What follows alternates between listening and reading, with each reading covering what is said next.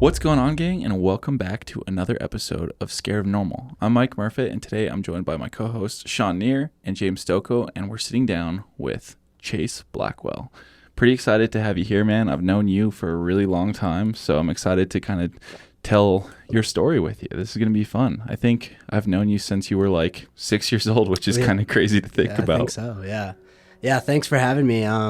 Super stoked to be here, and yeah, like you said, we've known each other for a really long time from probably around 6, maybe even younger, maybe 5. Yeah, it's very possible because long time. Yeah, so we grew up racing BMX together for a few years, and then you moved into being a snowboarder. So I'm excited to get into what that progression looked like and talk about your career as a snowboarder and all that fun stuff. But before we get started, for the people who don't know who you are, can you let them know who Chase Blackwell is?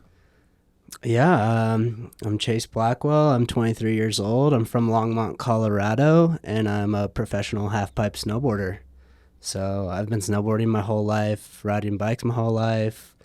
I really like to skateboard, surf. I kind of, bounce around and have fun on a lot of different toys. And, yeah, I mean, that's kind of just my life. But, yeah, for the most part, I'm a half-pipe snowboarder. So sick, dude. So with the half-pipe snowboarding, how much of the year are you playing snowboards?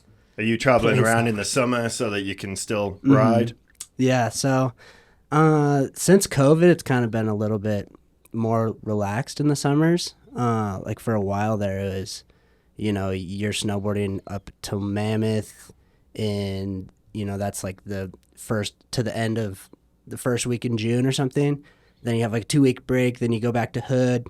Then you have a 3-week break, and then you go to New Zealand, and then you like a week off, and then you're back to Switzerland, and then Austria. It's like you can snowboard year round if you if you really have the financial capabilities, and like if you really want to, like you can make it happen. But I think for me, like I kind of realized that I need some time off, so I feel like I ride better when I kind of enjoy my summers and still get on snow here and there, but just taking a break from it here and there. Take a break. So you're still loving it. It's not a job. Yeah, exactly. I feel like that's a pretty wise mentality to have at 23 years old. Like most people, I feel like at your age are still like burning it hot and just like they end up being burnt out. So that's pretty cool, man. Yeah, I mean, most snowboarders and kids in action sports, it's like you start so young that you're doing that travel schedule at 14. So.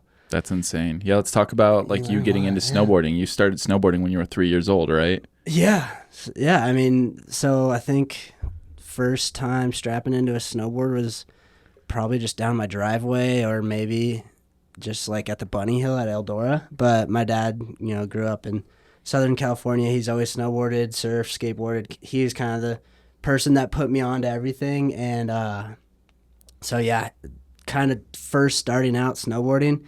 He'd put me on my snowboard, and then he would kind of hold me just like by my shoulders or whatever, and then we'd just go down the whole mountain at Eldora and whatnot. And so like that's how I kind of first started snowboarding. And I remember, well, I honestly don't remember, but I know the story. One time, like when I was probably 3 or 4 years old, and he's like holding me carving down the mountain. And he caught his edge. Oh, I probably made him catch his edge, Yeah. but like he fully like caught his toe edge and then just slammed me.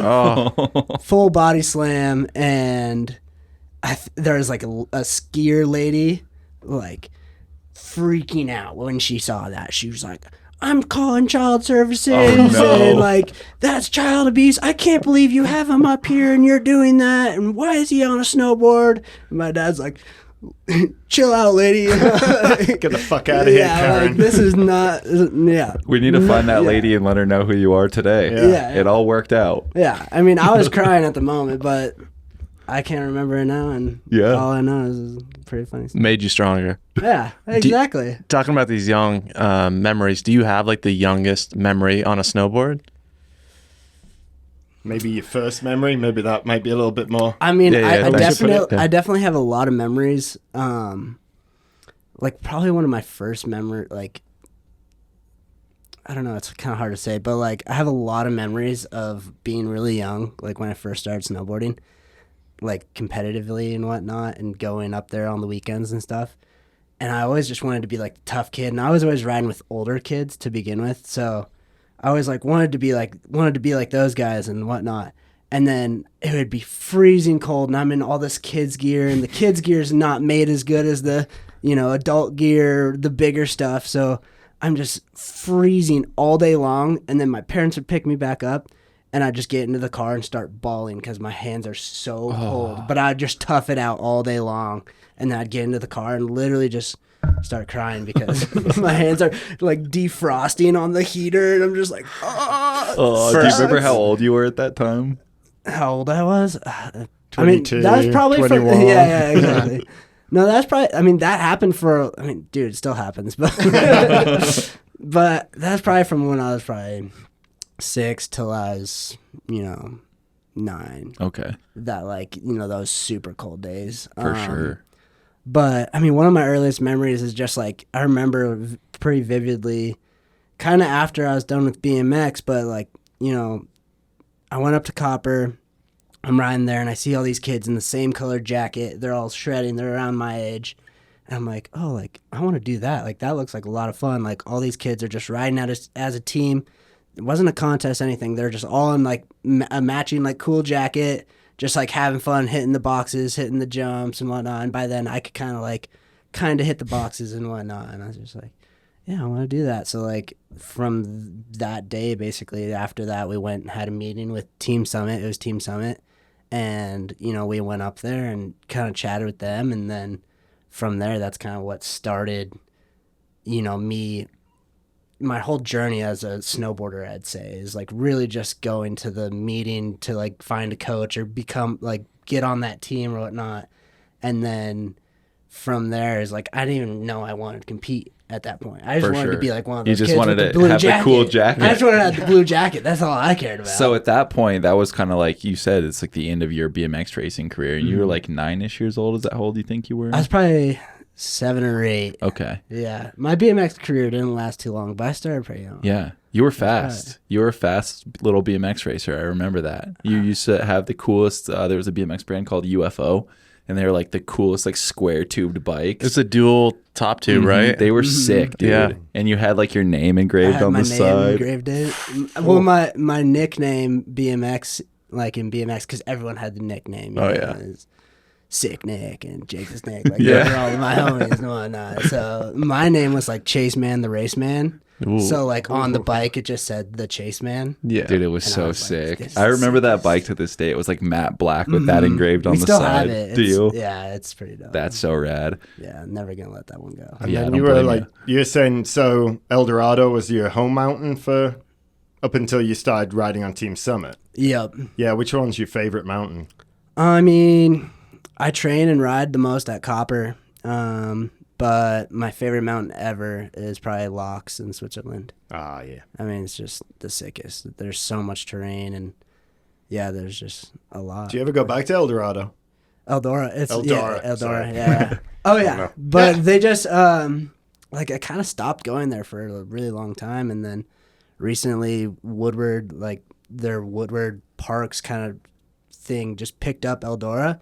So now they have a full Woodward Park, so they're focusing on their park a little bit more than they used to. Like, for a while, it was like, when I first started riding there, they had a half pipe, but then by the time I was on Team Summit, it was like there was no half pipe. It was just a ditch and random jumps and random rails and just not really built like how a park should be. After, I was riding up in Breck and Copper and Keystone and doing that stuff, Eldora's just couldn't really hang. But then Woodward picked them up a couple of years ago, and then just since they knew it was my home mountain and stuff, they like have invited me back a few times just to do some photo shoots and whatnot. And now it's honestly a really fun place to just go hang if you're just looking to go do something fun, or they do little events too sometimes. Yeah, it's cool to see how that mountain has progressed over the last few years, because like it was that place that kind of just got overlooked so much, and like it is bizarre for me to think about like how far along in your career that you are, and you live in Longmont, Colorado, which is like that's the closest mountain, but it wasn't much of anything for a really long time. So you had to drive a minimum of 2.5 hours to like get on a decent mountain. Yeah. That's a lot of work. I mean, that's all my parents. Yeah. So. I wasn't driving when I was 6 years old. That's just shuttling you up the hill. All the miles on Stacy and Tracy for sure. So. Legends, dude. Yeah. Before we move on from your childhood, when we were talking about BMX, snowboarding, did you ever do like the normal kid sports, soccer, football, baseball? What'd that look like? Yeah. So, like growing up, I was super into baseball. Like my dad was kind of like, you need to do it all. Like he wanted me to just have fun and kind of try everything. And I ended up playing football until I was a sophomore in high school. No way. But yeah, I played soccer, I played t-ball, I played flag football. I don't know what else. I might have played. Oh, I played basketball, but how did that work out for you? I did not like that. I'm a short person. If you don't know me, I'm a short person. I've always been little my entire life, and basketball was not it. Yeah, like, that's I a think tough I might have one. gotten like a fight when I was in like first grade gosh. or something because I was just so mad. Or I think Just how long was everybody your swatting the ball away from you? I might have threw the ball at a kid's face or Yeah. something. Like, Did you ever do I any, was like, not down with basketball. Gymnastics or anything? Yeah, a little bit. bit. I'd say I kind of got into that later on, like when I kind of started snowboarding. Is when I kind of was like, maybe I should kind of. Oh, okay. So it came as opposed to like some kids that like starting the whole gymnastics. No, it's like I kind of wanted just when I was a little bit older, but I was probably like 12 or whatever. Then I was like, maybe I should like try to, just get on trampolines when I'm here in Longmont and get on like balance beams and stuff like that and just figure some of that Just stuff get that body awareness rolling. When was the decision to drop all the other sports and like go full in with snowboarding? Was that like 12, 13 or? No, it was pretty young. I mean, I don't know. It's kind of, so when I was like 5, I think we should probably just dive into BMX, but like I was probably like 5 or 6 and, I've always been good friends with the Gs and the 𝙎𝘾𝘼𝙍𝙬 and, Nick was kind of like the person that like first got the BMX bike in our friend group and whatnot. It was like, dude, like we're racing, bro. And I'm like, for people listening, like you've probably seen Nick posted on our Instagram if you follow us, and he's still ripping the BMX bike, which is sick. So shredding. Yeah. So yeah, he was like, and he was way better than I was. Were you guys like when we were neighbors young. or something? Is that like No, how you knew each other, or like school? Or Jackson Solom, who's like, he's killing it in golfing now, but like he was just a really close family friend, and then the Gs were family friends to the Solom's also. Okay. So that's kind of like we were all 3 tied in, just like family friends. It's kind of how it all started. But then just kind of went there on my like little 16-inch or whatever it was, just like a Haro, super heavy, probably had pegs on it, and we went to the track that used to be in Longmont, and just like tried it out, and I was like Nick was already faster than me, like by a long shot, and then I was just like, all right, like this is kind of fun, but like I don't know if I really like it or not, and then I just kind of started riding more and more, and like just kind of going after school and just riding the track and just kind of going with the flow. And then one day they're like, all right, there's a race this weekend, and it was at Tacona or whatever. And yeah, so like they're like, you should sign up, and I was like, all right, I'm signing up. And then signed up, did the race, and then I don't even know what I finished, probably whatever. But after I did the race, I was like, all right, this is fun. Just like hooked. This is fun. Like, yeah, I was like I want to compete with these guys. You know what I mean? Like, I feel like I can compete, even though I was so young. But that's just what I was feeling. Have that competitive mindset from a young age. Yeah, for sure. And then, yeah, so then I listened to your podcast, and you were talking about the free agent. Oh yeah. Everyone had the free agent. If Those you're were from the bikes, Longmont, dude. Yeah. yep. Was it High Gear Cyclery that was like the seller of them? Yeah. And mine was white. I don't know, but like so many people had the white. Yeah. The white limo, red dude. Free agent. Yeah. Oh yeah. So that was my first race bike, and then rode that thing for a while. And just like, yeah, kind of like chipped away at BMX and got better and better and better. And then it was cool because like every other year I raced against Nick, because he like just the way the age groups were. He's like a year older than me, so like I don't know, I wasn't always racing with Nick. And then like he would push me to get way faster, and then when he'd leave, I'd like clean up after he's out of our age dominate group. the class. Then I'd dominate, and then I'd go back in and be like, I gotta get faster because now I'm racing with Nick and and Lucas and like all those super fast little kids. I forget about Lucas. Lucas Howes. That kid was fast as heck, dude, too. that kid was so fast. Yeah, that was insane. That was an insane era. Like I remember going to the nationals, and it'd be like all the Colorado kids would just be like destroying, like No in way. that age group. Yeah, it'd be like Nick, Chase, what's his name again? What did you just say his name was? Lucas Howes. Yeah, just like those kids, and like Lucas Howes would always be that young kid who was like jumping like the biggest jumps, and like just snapping frames left and right. And he was like this like 7-year-old kid like hitting the biggest triple on the track. Tiny, and he's like my size, like really small, Just like, tiny little build. It was bizarre to watch, dude. Yeah, it was insane. And you started like traveling for nationals around that same time, right? Yeah, so I started traveling for nationals, did the indoors. I won a Mile High national, which I was pretty stoked on. Yeah. Because I totally bodied myself the day before. I was racing with Nick the day before. This is a funny story. Oh, wasn't it like your birthday and then you classed, or he No, classed up? Yeah, it was his. Yeah. Yeah. So he classed up, but he won the day before, and then he classed up. But when I was racing with him, I don't know if he hit the step up that was right after the first corner or not. But I was in second, and I was like, I'm hitting it. Full front tire case. Indo. Oh, yeah. It full I remember Indo, over that. the bars. Yeah. Completely bodied. Like, slept it off next day, and then came back and won my High National. And that was, like, probably the best thing that ever happened in my race career. Is that like drop the mic? I'm out. For sure. Yeah, that was kind of like your last year racing pretty serious too, right? Probably. I went to the Red Line Cup that year, and I got second behind Ross Soriano, which that was a fun one. Which is super. you guys know super Ross good. Soriano. For sure. Yeah. And Samantha Soriano. So we grew up with them too, which is Rippers. kind of bizarre. Yeah. Dude, yeah. Isn't that Small wild? world. Yeah, that is a small world. Yeah, I Yeah. never put that together before just now. No shit. Pretty wild. Yeah. So it was a short-lived BMX career, but it was definitely like a big moment in my life. Yeah. Like that's kind of what shaped like the competitiveness and kind of like I don't know, just like the drive, I guess. For I was a just lot gonna of ask, stuff like, do you think that carried over into your snowboard yeah, career? Like, 100%. it lit that fire of competitiveness for you, and like, as you went into snowboarding, you're just like, oh, this makes sense. I want to win. And I think I started with the team sports, and I did the football thing, and I just think individual sports were just what works better for me. Just in the end, it's like, then after I was done playing football, I played golf in high school for 2 years, just to have something to do in the fall before snowboarding started and whatnot.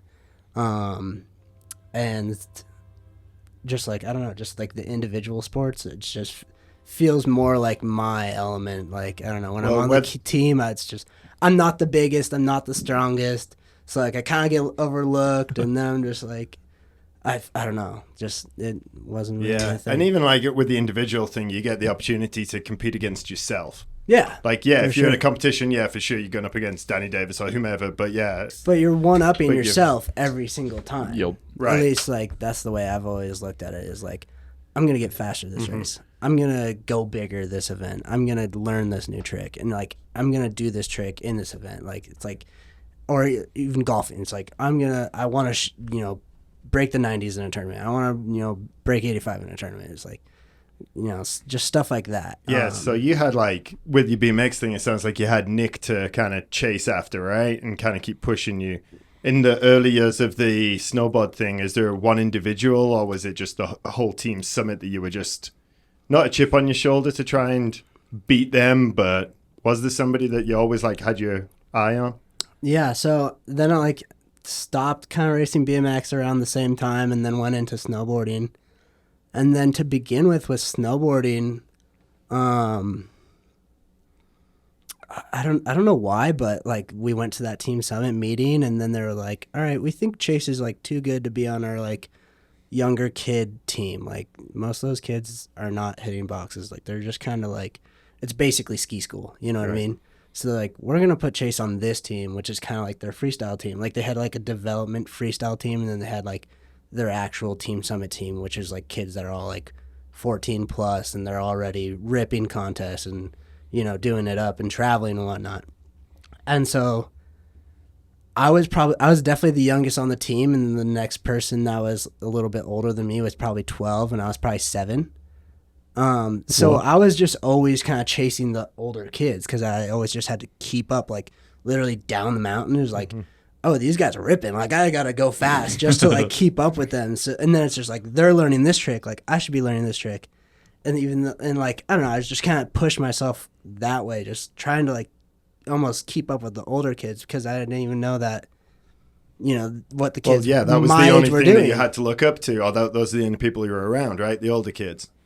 I think that's like kind of a thing that spills over from the BMX stuff too, right? It's like you're on the track with people who are sometimes 10 times your age, you know, and like these people are super fast and super talented. So like when you're a young kid around that, they kind of just like rub off on you, and like you're just picking up on what they're doing and you're trying to match what they're doing. And like it's cool to see like what that creates, you know, like, especially when you're in a team environment where you're like chasing the dude who's a couple years older than you. And it's like, next thing you know, you're going faster than him. Yeah, and it's like who's the next person you're chasing? You know? Yeah, exactly. So, and then I'd say when I got a little bit older, then there's definitely kids that like, you know, we were going back and forth and we were pushing each other. Like that's probably more when I was like 10 to 13. Is like we had a good group of kids, little, you know, and yeah, we were all like kind of same thing as how it was in BMX, just kind of going back and forth on contests. They'd win, I'd win. You know, they'd learn this trick, then I'd learn this trick. So your first contest, like how old were you? Your first snowboard contest? I think I was 8. Yeah. Then my first year competing, I don't know how, but I just was riding, and then I did like 3 or 4 contests, and I made nationals. Like the way it works in snowboarding when you're at the amateur level, it's like USASA. So there's all these regional events, and there's a bunch of regional events, and then if you get enough points, you qualify for nationals at the end of the year. There's just one nationals, and then everyone comes from every, you know, regional series. So I was in the Rocky Mountain series here in Colorado. I think there might have been 2 other series. There's like an Aspen series and maybe I don't know, maybe one other series, but they might have been combined. But anyways, I qualified for nationals my first year competing, and my dad was like, if you get a top 5, he was kind of joking with me, but he's like, if you get a top 5, I'll take you to Baker. And I was like, all right. And then got 4th and 5th first year nationals. And I was like 7 years old, 8 years old, like just doing it for fun. Like didn't even, at that point, I didn't even have a drive to like become a pro snowboarder, I'd say. I was just fully doing it just for fun. Like BMX, I took way more serious from like the second race probably until like I was done. I was like, I want to win. And then snowboarding was kind of not like that. It's very much like, I'm just snowboarding just to snowboard. And it's like, all right, my team's competing this day, so like might as well compete so I can hang out with these guys. No kidding. That's kind of like how I like started snowboarding. That's how it like was at the beginning, until I was probably, you know, 11 or 12. That's when it kind of got a little bit more serious. Like, do you think I could be good? Do you think when you won that or you got 4th and 5th in that contest, do you think your dad was like, "Oh shit, like we're on to something"? Dude, we haven't even gone back. He hasn't even taken me to Baker since. Oh no kidding! No, dude. Never got the trip. Well, we got to call him out right now. You know he's going to be listening to this. I tell him that all the time. He's going to be put on blast. You know, dude. you still owe me a trip to Baker. And I wanted to go to Baker so bad because he's I don't know. That was just he always talked about going to Baker and how it was like the sickest pal and blah blah blah blah blah. And then they do the Baker Bank Slalom, which is like a huge like core snowboard event. It's like that's where all the the core snowboarders like they're going to the Baker Bank. Oh shit, yeah. So I always wanted to go, and then finally in 2019 or 2020 I got an invite to go to the Baker Bank. So I went without my dad. So I have been to Baker, but that was the only time. But it doesn't count, dude. It only doesn't time, count but because he still owes me a trip. Yeah. Did you send him some selfies from Baker and you're like, yo, this could have been us? Yeah. Oh yeah. Meet my new dad, Jeremy Jones. He's just every time I send him anything like that, he's like, well, I'm just working, just so I can pay for you. Do you all think that stuff. like casual, mode that you were in the beginning of snowboarding has helped that longevity? Because I feel like the way you were in BMX, you could have burned out like pretty much everyone I knew in BMX. There's only a few people I know that are still racing. I just love to hear that, you showed up. I'm like, I guess everyone's going. And then you get fourth at a national. Do you think that has like played a big role in your career? Yeah, I think it did for sure. And I totally got burnt out at being at Max. Like I qualified for Worlds or whatever, and I think I was going to Worlds. And as we were packing the car in BMX, I was like, I don't want to go. Like, No way. I was like, it's just too much. Like, I don't know. With the stress level. Yeah. I don't know. It was just anxiety. That was the end. It was like I literally had a good year, probably the same year that I won the Mile High or whatever and qualified for Worlds, and we were like packing the car going to Worlds, and then I was just like, no, dude, I'm not going. That's crazy.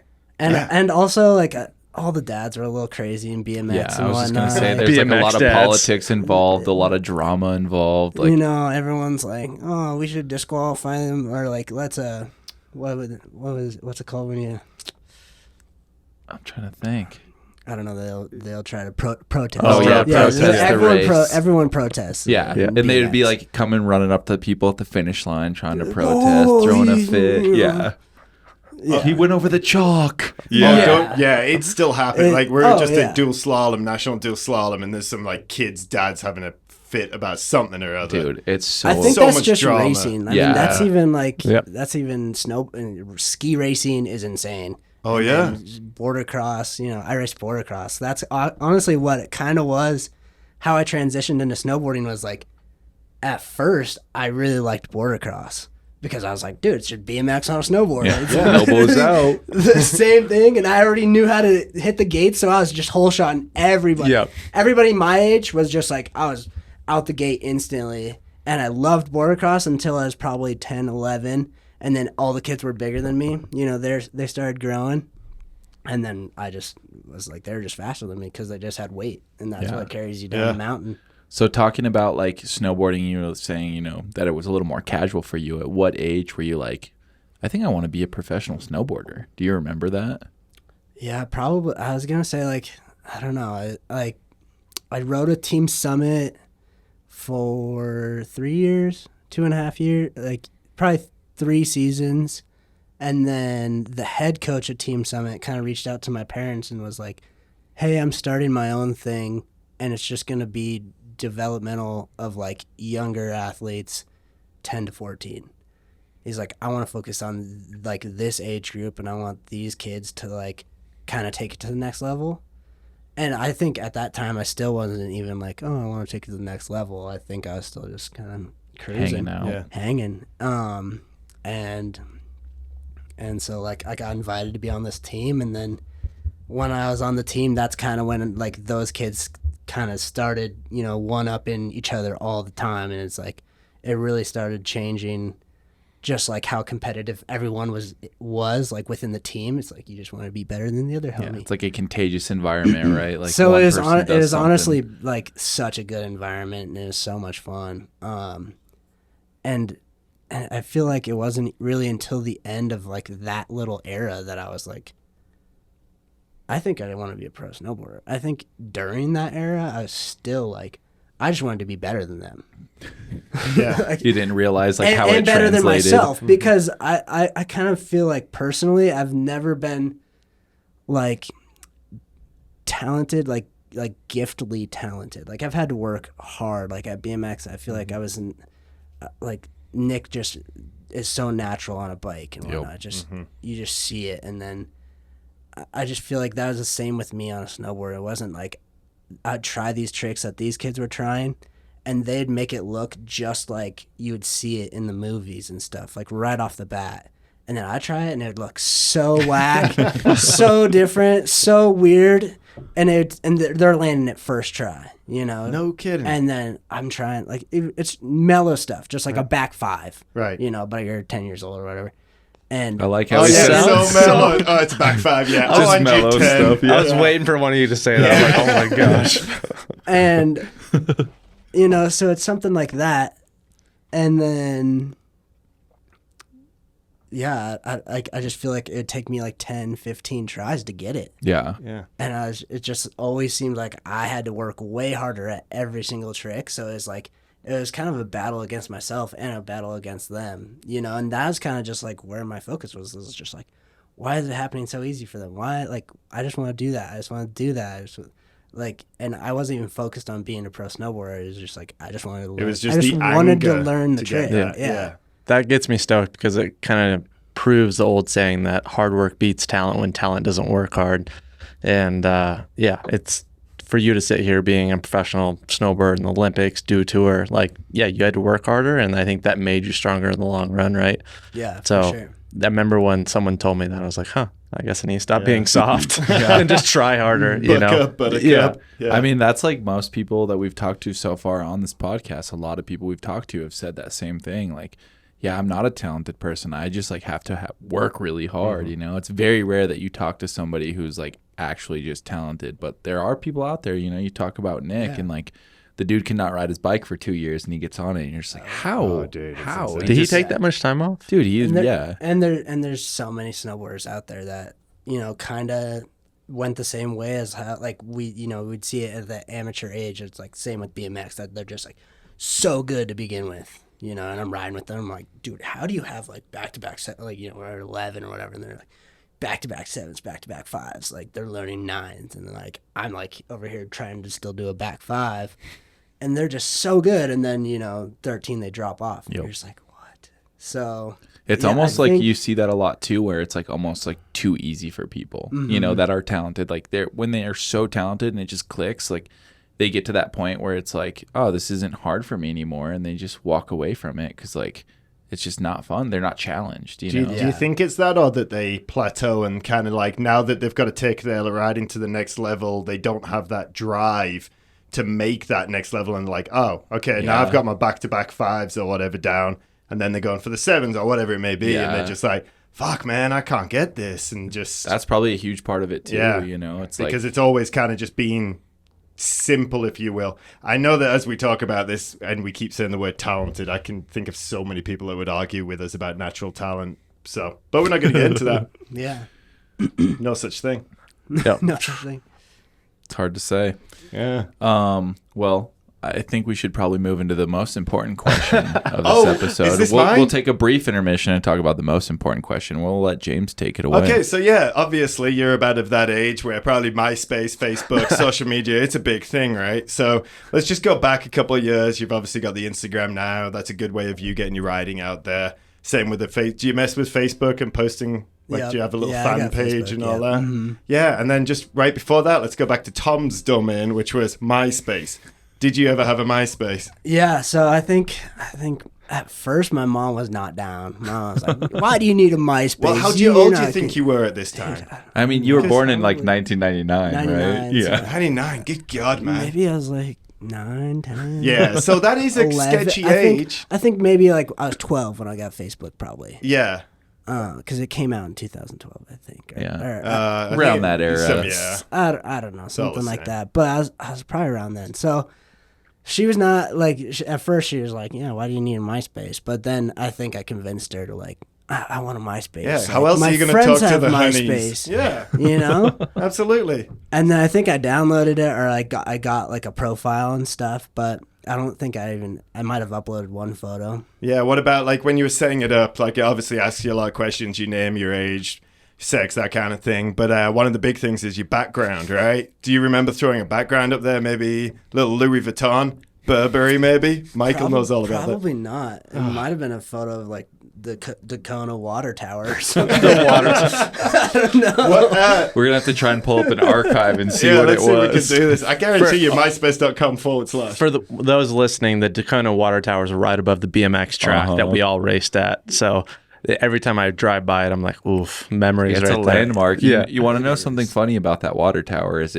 I don't know for sure, but I've heard rumors that they built it incorrectly and it was never able to be used. Oh my! It was like a multi-million-dollar mistake by the city. So. Sounds about right. Before we get sidetracked, finish, okay, please. so I know that you know where this is going because we always chirp about this. However, you didn't have a background, so I think I already know the answer. But what about a song? Yeah, I don't think I have. Oh, so. God damn it. So what would your song have been? Let's do it 2 questions. Let's do it back then. So you're probably 9, 10, 11 years old. So what song do you think really represented you back then that you would have been stoked for the honeys to hear? You want to see a picture of you doing the method out of a quarter or something like that, and then the song to go with it. Yeah, I was gonna say it probably has got to be some. I was definitely big into Green Day back then. All right, yeah. Are we talking So, like American Idiot or American Dookie? Idiot. Dookie was, dude.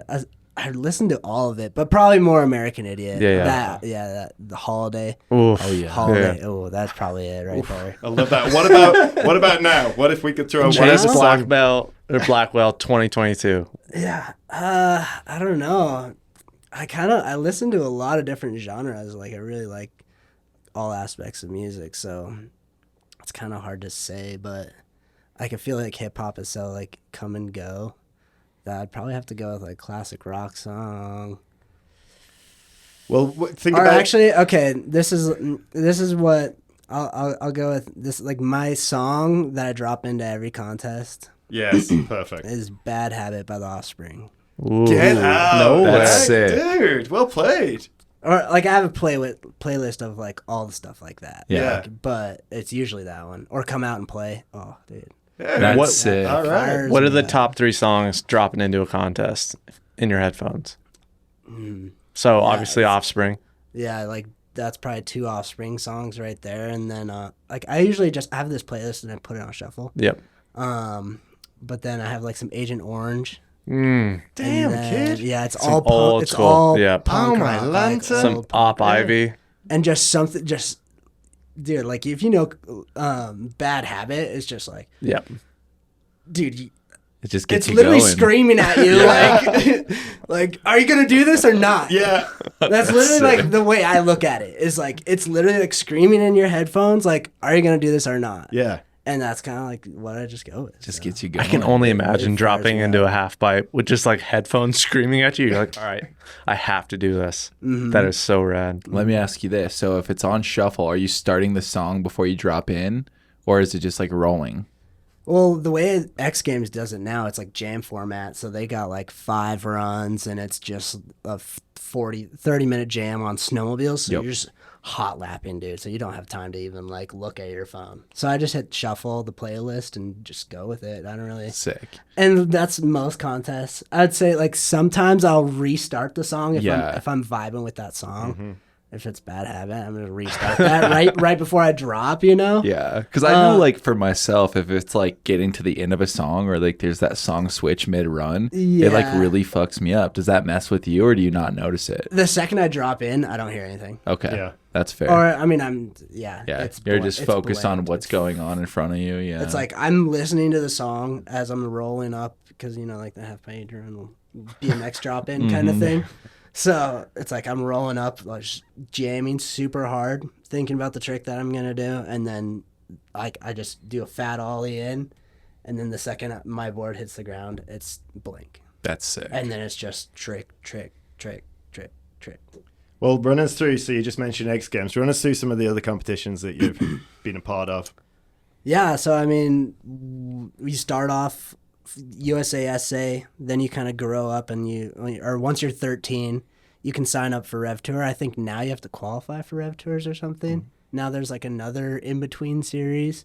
But like for us, it was like once you were 13, you can sign up for Rev Tours. And then started doing the Rev Tours. First Rev Tour I entered, I probably got like 35th. And then I think fast forward 2 years later, I won like every Rev Tour 1 year or something. And then, so like at that point, once I was like 13, once I started like doing Rev Tours and getting better at the Rev Tours, that's when I was like, all right, I'm going to go pro. Like, I'm going to be a pro snowboarder. Was like, and that's kind of, I still rode slope, which is jumps and rails, and then half pipe, which is half pipe. And then I had a really good year 1 year. I think I got second or something at a Rev Tour, and then I forget what else I got at another one, but then I got an invite to China for the Junior Worlds, and then got third at the Junior Worlds. Do you know how old you were at that point? I was 15. Wow. Um, How did you feel being 15 years old, like going to China? Like, what did people was that high school? What did people think? Were they like, what the fuck is this dude on? So by then, I was traveling. Like, Yeah. when I was 13 was when the first time I went out of the country. I went to Locke, Switzerland for the Britain European Open. Such a sick event. Totally did not do well, I don't think, but just that Too was busy like looking that was at the the mountains. first time I like got out of the country and like started traveling, and so like that was like 8th grade or like something like that, and then from there just kind of started traveling more and more. I don't know if I didn't go to New Zealand until later on, but I was going to Mount Hood every summer, so like I was kind of getting invested. Like I want to go to Mount Hood every summer just to like snowboard in the summer, get on snow. And then, so by then I was traveling for snowboarding like regionally and a little internationally, but going to China was like nothing else. And that place is raw, dude. Like China is raw. The real deal. It's real deal, and you learn to like grow up, and because like my parents have never really traveled with me. I think my mom's been to Switzerland with me like one time. Like my parents don't. My dad went to Norway with me, and I think that's basically it. Like my parents haven't really traveled, so I've kind of always just been on my own. It's like you learn like you're not gonna want to lose your passport in China. Yeah. Or like, especially at 15 years old. Yeah. Like, dude, that's crazy. So were you like just traveling with a team or? Yeah, and just, well, so Junior Worlds, I get invited like by the U.S. snowboard team, kind of to go with them as in their group, and so, yeah, I was just traveling with those coaches, new coaches. I mean, I've met them at Rev Tours, but never really coached with them or like worked with them. So first time going in there, working with them and whatnot, and then, yeah, I got third, and then that year put me on the U.S. snowboard team. And then once I was on the U.S. snowboard team, then I was like, all right, I'm focusing straight on halfpipe because that's what I've been doing well in. I was getting like 15ths in slope, and I was getting like thirds and firsts and second, like podiums in pipe. So I was like, all right, I need to focus on halfpipe. Like that's just naturally it's working better for me. So this is what I'm doing. And then that's kind of when I started like, all right, I'm going to like really grind halfpipe, and I'm really going to try to focus on snowboarding and whatnot. When you were 15 years old going to China, did you have any sponsors yet? Or were those, like, was that previous or prior, sorry, to getting the sponsors? I was getting flowed product. Okay. Yeah, I definitely had like a solid group of sponsors, I think, at that time, but wasn't getting paid or anything. Yeah. Like Okay. that. But And those came just from people just seeing who you were at the end of contests and stuff. so it's super cool. Just like my very first sponsor, I won the Xbox Junior Jam, which was at a World Cup. At Copper, they did like a junior jam for all the little kids on the boxes, and I won that. And then I got like interviewed on NBC or something, and then the Longmont Daily saw that, or the Longmont Times Call saw my interview on NBC or whatever, and they're like, we want to have Chase in. Like, we saw he's from Longmont, blah, blah, blah, blah, blah. Did like a little interview at the Longmont Times, and then I got published like front page of the paper, and I was like in my little bib and stuff. And I think I was 11 or 12. And the Giro rep for like all of the Rockies lived in Prospect at the time. So she saw the paper and just straight up just called my mom and was like, hi, is this Stacy? Like, you know, we want to meet Chase. Like, we want to hook Chase up with some product. And her name is Brooke Turner. Still to this day, hooks it up fatter than anyone else I've ever like. That's so sick. That's dude. right. It's cool to have those like long-term relationships like dude, that. Like first thing right off the bat, you know, like she's like, yeah, so like, do you want some Giro goggles? Blah, blah, blah. It's like, dude, boxes and boxes of Giro goggles. Like, I'm like, what? Yeah. Shout out to the Like, Times Call Longmont. What? Literally just mind blown that like I'm getting free goggles, you know? How was it all worth it? And then I got like 2 helmets or something. It was crazy. How was it having Christmas in August? When Yeah. those boxes show Yeah. up, you're like, oh my gosh, It's as the a kid. best. Oh, it's the best. So That's why wild. like one of the when a box is coming, that's like you look forward to it. So, Oh yeah. it's what's getting you through the week. Yeah. It's like, Week you're at like, school. Thursday, that box is coming. And I'm gonna rip it open. King Chase. Would you say that China event was like a turning stone or like turning point in your career, where it was like, I know I can be a professional snowboarder. I'm going half pipe. I'm doing this. Yeah, for sure. That's the event for you think? Probably. So that season before that, I was getting into it. And it was the first time I like broke a bone. And it was right in the beginning, early January. Like I like normally took off the second semester of school. So this is freshman year. And normally I'd take off the second semester of school and go to homeschool.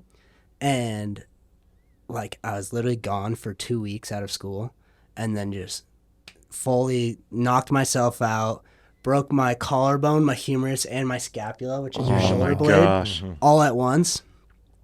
Absolutely just destroyed my shoulder and like full concussion. Where was this? Up at Copper. And this is the whole season before I went to China.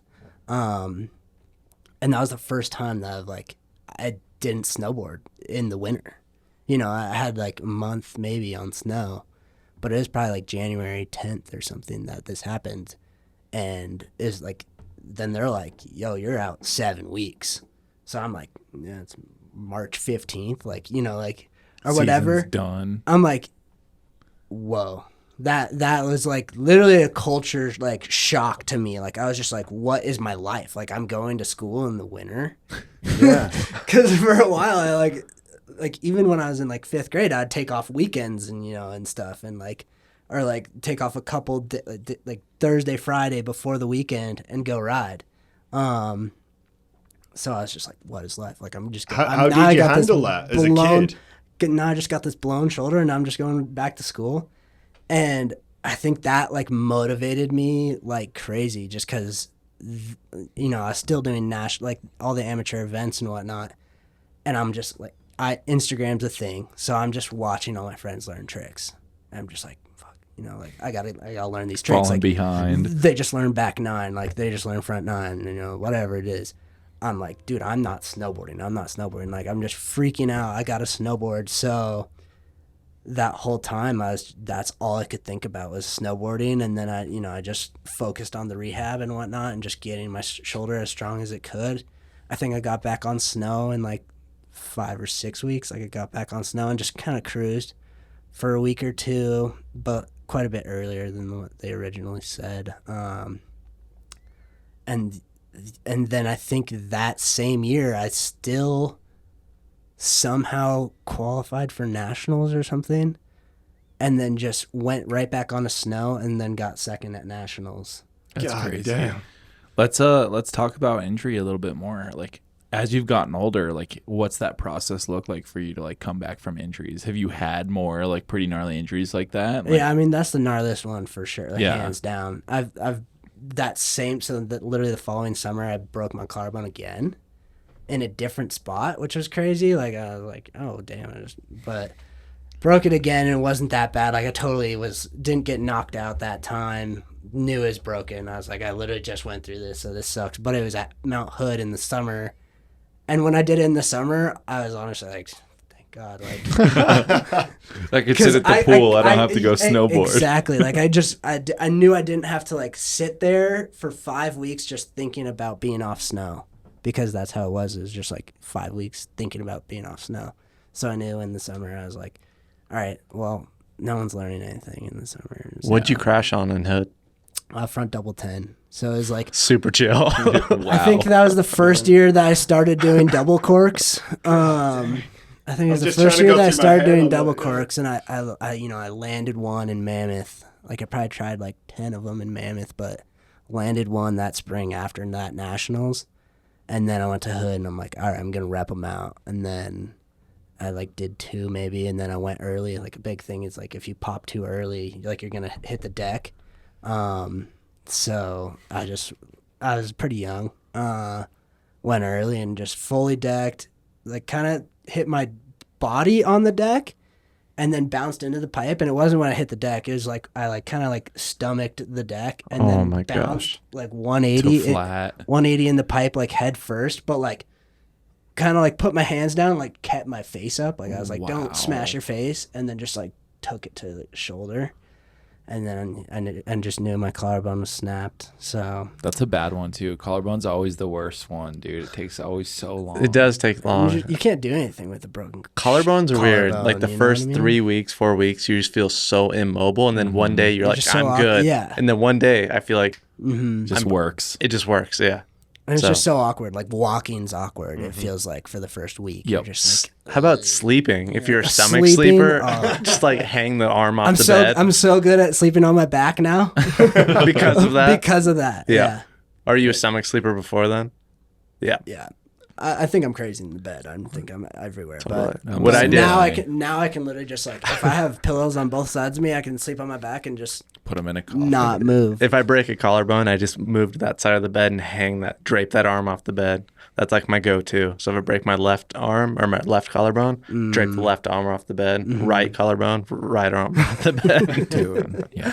So did you, with obviously you seem to handle injuries probably better than most by the sounds of things, but when you're going back to some of these bigger competitions like China and even the one before that, like is nerves a thing? Like how are you handling that? Like what goes through your head before you're dropping? Like I'm sure even at a young age you're like, holy shit, look at this. Look, I'm in China for hell's sake, whatever. So like how did you handle those things?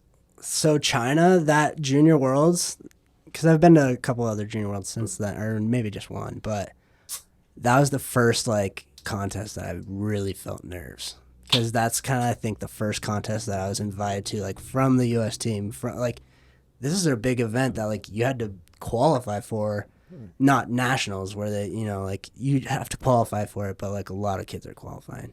This is like they're taking 4 American, kind of like the Olympics. It's like they're taking 4 American kids under 18. So it's like, and I was 15, and I'm like, I think this is the first contest I really felt nerves, and it was kind of crazy. Like I made the finals, and then because like they did like 2 runs, and then they took the top 10 or whatever to the finals, and then they did 2 more runs or whatever. And so I made the finals, and then I was freaking out. I was literally freaking out, and I had to like step out into the trees. And by then, I was kind of already doing a little bit of yoga and whatnot. Really? And I went out into the trees and fully sat on the ground and just closed my eyes and just breathed and meditated, like full on meditated before, like just to like At calm me 15. down. 15 years That's old. amazing. Yeah, but that was the first time that I was like super nervous. Like I was like, holy shit! Like I'm in the finals. Like I want to do well because that was like I want to do well. If I do well at this event, a lot of eyes will be on it. Yep. Mainly from the U.S. team, but like a lot of eyes in general. And I'm in China. It's like I don't want to come all this way for like nothing. It's like I want to do it. Make and it then count. I was fully feeling the nerves. Like I'm feeling the nerves right now. Did you? Oh, go ahead. Oh, I sorry. was just going to say meditation. You're sitting in the woods. You put that offspring on. You drop in and kill it. So that sounds. I need to do that for my next race. Well, how was that feeling at the end when you did get third? Because you got third at China, right? Mm-hmm. Yeah. So like all that nerves, like Sean saying that you're you meditate out in the woods. I thought you were going a different direction with that, by the way. And then you Gotta step out into the woods. Step out into the woods, boys. Listen, he's not that kind of snowboarder, okay? This isn't Richie Rude. And then you get third place. And what's that feeling? You stood on the podium, obviously American flag going up behind you and all that kind of stuff. So what were those emotions? What was that going through your head at that time? I don't know. I think a lot of the times, like when you do really well at those events, in the moment you're kind of just nothing really feels real. You know what I mean? It's just like you're just vibing. You're just like I'm doing it, yada yada yada. But it's like nothing really feels real. But then it was like I think it was, and then I think it wasn't for a while that I was like, holy crap! I just went to China and I got third, because on the way home from that trip, we had a crazy flight, and then we had to go to Mammoth, like literally that following weekend. There was a rev tour in Mammoth. So we had to get to Mammoth for this contest, and we had a crazy flight home, and our flight got canceled or something, and they were like, well, we have to get there. Like, we have to be in Mammoth by tomorrow or whatever. Like, can you help us out? And somehow, like, I don't know who it was. Oh, I do know who it was. So we were traveling with this kid, Chandler Hunt, and his parents just crush it. And I mean, Chandler crushes it, like, super awesome family. And his dad was like platinum or something member for Delta or something. He went to the Delta desk and was like, we need to be there by tomorrow. And they're like, all right, how many? And then he was like, we're traveling with these 10 people or these 12 people or whatever it was. And they're like, all right, here's your flight. We hopped on this like Chinese airline or whatever, a direct to Honolulu, 4-hour layover in Honolulu, and then direct to Salt Lake, and then drove from Salt Lake. And they lived in Salt Lake, so that's why the Hunts were like, we just have to be in Salt Lake. We don't have to get to LA. We can just go to Salt Lake and we can drive from there, like whatever. So we like literally podium, 4 hours or something. Like we're way up north in China, and like when I mean raw, like dude, it was chicken heads, deep fried chicken heads for dinner and stuff. Like Made you grow up quick. Yeah, I learned how to eat rice too, I think, at that point. And then but that trip was sick because, you know, hopped on this flight. We're like, oh my God, we gotta make it, blah, blah, blah, blah. Get the flight. We're like 4-hour layover in Honolulu. All right.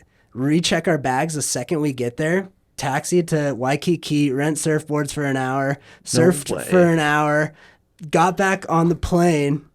My mom flew to Salt Lake so I could get a ride to Mammoth. She flew to Salt Lake, met me in Salt Lake, and then I like land in Salt Lake, hop in the car with her. We drive, it's like 7 hours to Mammoth or something. Drive to Mammoth. I'm like, finally get to the hotel, take off the socks, feet out, still sand in the socks. And like, dude, it was honestly so cool. I was like, all right, that was dope. And you're 15 years old. Yeah. Yeah. And then That's crazy. So rad. And then I think I did well in that rev tour too. That's sick, dude. And then right after that got on the team. So that was kind of like that trip. And then all that was just really what was like, you're doing this. Yeah. Is that you're in it now. You know what I mean? Is that what threw you on to being on the U.S. snowboard team? Yeah, it was those like that season for sure. And mostly probably that Junior Worlds. When that happened, when you got put on the U.S. snowboard team, what did that feel like? Were you like, this is not real?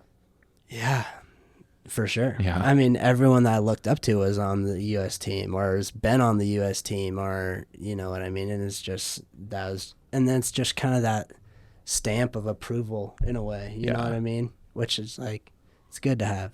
Who was on the, like, all right, so I got a couple questions with this. So who was on that US team at the time that you were really looking up to and you were super stoked to be on the same team with? Yeah, so like the way the US team's set up, they have a rookie team and then they have a pro team. So like the rookie team is like kind of their developmental team from like the rev tours, like, all right, you're doing well in rev tours. Now we're going to throw you in some World Cups. We already know you're not going to do well in these World Cups. Like you're 15, you just are starting to do well in rev tours. But like, let's get you into these World Cups. That's kind of like your start. It's like, let's get you into these World Cups and then build you from there. So it's like, you know, you get in the World Cups and then you're starting at like 40th place or something. And then you kind of build from there and whatnot. So I was on the rookie team to answer your question. And it was like Toby Miller, Ryan Walkendorfer, Jake Pates, Nathan Jacobson, Maddie Mastro. I don't know if Chloe was on.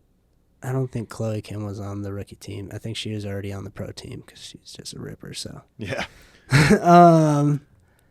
And then Zoe Kalopis. And then, sorry if I missed it, but I'm pretty sure that was the rookie team. And that's a stacked list. Stacked. Yeah. Everyone's still riding. Besides Nate, I think Nate and Jake, I guess, are not riding anymore, but they both had amazing careers and killed it. Like Jake went to the Olympics, you know, won a Dew Tour. It's like both had amazing careers, but like for the most part, most people are still riding and crushing it, and they're like the same people that I ride and hang out with every day and push each other every single day. So it was a stacked team. And then like the pro team at the time was like Taylor Gold and I don't know, Ladley, Bretts, Ben Ferguson. Damn, you know, like there's all kinds of heavy hitters on the pro team at the time. And then so something that for me that trips me out, and I say this all the time, but I'm unbelievably fortunate, and I just get so like, I try not to fanboy, but like I'm very fortunate in the mountain bike world. Like there's some people that I had posters on the wall as a kid, and now I get to meet them, and sometimes I'm very fortunate I have their phone number now and stuff like that, and I work with them as a photographer and stuff. Is there anybody that you had posters on the wall of these snowboarders and now you're fortunate enough to be able to call them friends, or they're fortunate enough to be able to call you a friend? For sure. I mean, pretty funny. I think I didn't have too many snowboard posters, to be honest, but like I think I have a lot of moto posters, and then I got 2 posters from like when the Dew Tour was in Denver that are like, I have one, it's like Matt Hoffman, and then I have one that's like The dude. Yes. That one's signed, and then I got Bucky Lassick and Bob Burnquist. Oh, dude. So I got that, like those that trio. It's like that's my like golden trio right there of the signatures. But then I think I had a lot of moto posters, but I definitely had like a Todd Richards. He's like a big announcer. Oh my God. All-time snowboarder. All time. You know, had his poster on my wall, and then I think I had a Steve Fisher poster, who's now my realtor, which I'm Dang, that's in the crazy. process of buying a house at the moment. God But dang, well played. And you're 23? And you're buying a house. That was something I wanted to talk about. So last time I saw you, you were talking about potentially acquiring some land. Is that still the deal? No, so Now you're getting a house now. Yeah. So went to Oregon recently, and then the land was just, the lot had a lot of things that just needed to be done, and I was not ready for what was coming with that. And I was snowboarding at the time that like I'd literally snowboard for 4 hours and then like call people for like 30 minutes and then go back to snowboarding for a couple hours and then like call people, and it was crazy in Oregon. And then this house came up, and I was like, because I mean, I'm not no glorious pro or anything, but I'm trying to get something that I can, you know, do a little remodel. Like my dad owns a framing company, so we can do all the remodels and whatnot. You know, just something to get me into the real estate market. Yeah. Congratulations on that. I hope it goes through. That's sick, dude. So the house came up, and then I'm like, yo, Steve, like, we're doing the house, bro. That's legendary. And now we close on the 12th, so. Sick, dude. Yeah, In Oregon? Or is it here? It's in Leadville. Okay. Oh, Sick, man. yeah. What a Yeah. spot. Yeah. Congratulations. Thanks. That's super Housewarming exciting. party? Yeah. Yeah. For sure. Excited. Yeah. Yeah, they got everything up there. Yeah, Leadville's sick, man. That's super cool. Yeah. Well, let's jump a little more current day and like kind of talk about like current sponsors, like big contests that you've ridden. Like I know you've ridden some of the cool stuff now, like X Games. Like it's so crazy being able to turn the TV on and see you on X Games. Like that's like the coolest thing to me. So Thanks. yeah, dude, it's real cool. So let's talk about like who you're riding for these days and what that means to you. Yeah. So I'm riding at the moment. I'm riding for Never Summer Snowboards, and they're, you know, from Denver, and just an amazing company. I've been riding for them for 10 years, 11 years. But they've just been through it all with me, and now I'm one of their, you know, top guys. They have a nice, pretty niche team that they really focus on and really listen to all the input and whatnot. It's so cool to be a part of like their whole thing that they got going. And you know, like whether it's board feedback, whether it's media stuff, whether it's like what we can do as a company to do better, like they're just super in tune with a lot of their riders, and especially being from Colorado, like I can literally just drive down the factory in 30 minutes and hang out with them. So like I think that was a big thing for me and them, like with our relationship. You know, when I probably got my license, I just started, I don't even know really why, but I just started going and picking up my boards rather than having them send them to me. I just like kind of realized that like I need to grow this relationship and like face to face is like the best way to do it rather than just email. Oh yeah, this is my address. Can you send me those boards? Yeah. You know, it's like, no, every time like they're like, yeah, we got some boards for you. I'm like, all right, cool. I'll be there in 45 minutes, you know, and then like go and talk to them for an hour and then pick up the boards. Oh yeah, and you know it stokes them out. Everybody that's in there is just super stoked to see you, and I'm sure they all take time to come say what's up. Yeah, and now that's like the best thing. It's like I'm super tight with the owners and everyone in there. Factory and is so sick too. Yeah, like so being able to walk around and see them making the board that you're gonna ride. Like that's pretty bizarre. Yeah. So like now it's like, you know, I've kind of worked my way into that company where it's like, yeah, everyone knows me. I can say hi to, you know, every little branch of it. So that's super cool. But so yeah, Never Summer, just amazing company. And then I'm riding for Dragon, Boa, Flux. Got the Flux beanie on, I think. Heck Yeah. Boa's another Colorado company too. Mm-hmm. Did you ever go down there and hang out with those Yeah, guys? dude, the Boa factory, because that's a newer one for me. Yeah. But yeah, dude, that place is insane. Yeah, it's Like, so it's such a sick. sick headquarters. Yeah. I haven't been down there. It's in Rhino. It's like in the there's a neighborhood called Taxi down there. It's like kind of what started the like Rhino neighborhood, and like their office is so sick, dude. Yeah, and they started as snowboarding. Like snowboard boots was like the first like Boa like contraption, and now they're, you know, into all these different elements. cycling, and, like, everything else. cycling, you know, golfing. I guess now their biggest like income revenue or whatever it is like workwear. And in Europe you can't wear laces on a job site. Interesting. You have to wear Boa basically. No No way. So they have basically a contract with all of Europe.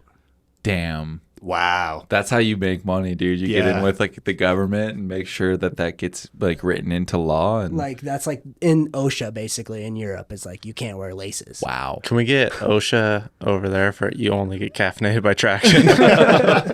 Yeah, That's crazy, exactly. That's dude. what we need. That's what we need. How do That's- most of the... Oh, sorry. Oh no, I was just gonna say that's wild. Yeah, I was going to ask, like, how do most of your relationships come? Because a lot of people that are listening to this right now, like, maybe whether it's the BMX, mountain bike, snowboard, or whatever, like, I think there's a lot of people that are, like, gung-ho about getting sponsorships and stuff like that. So do you feel like a lot of your sponsorships come through, like, you doing you, and then they contact you and reach out to you, or are you, like, chirping at them, or... Is it business development at events and stuff? I've seen it go both ways, but my coach from early on, you know, the dude that split from Team Summit and like was like, I'm starting this development team. His name's Jim Smith, and from like, you know, I was probably right when he started that developmental team of like those 10 to 14-year-old kids.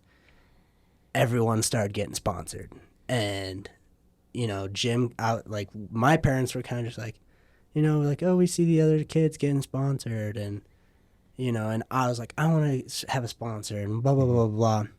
And he kind of just always told my parents and always told me, like, it'll come.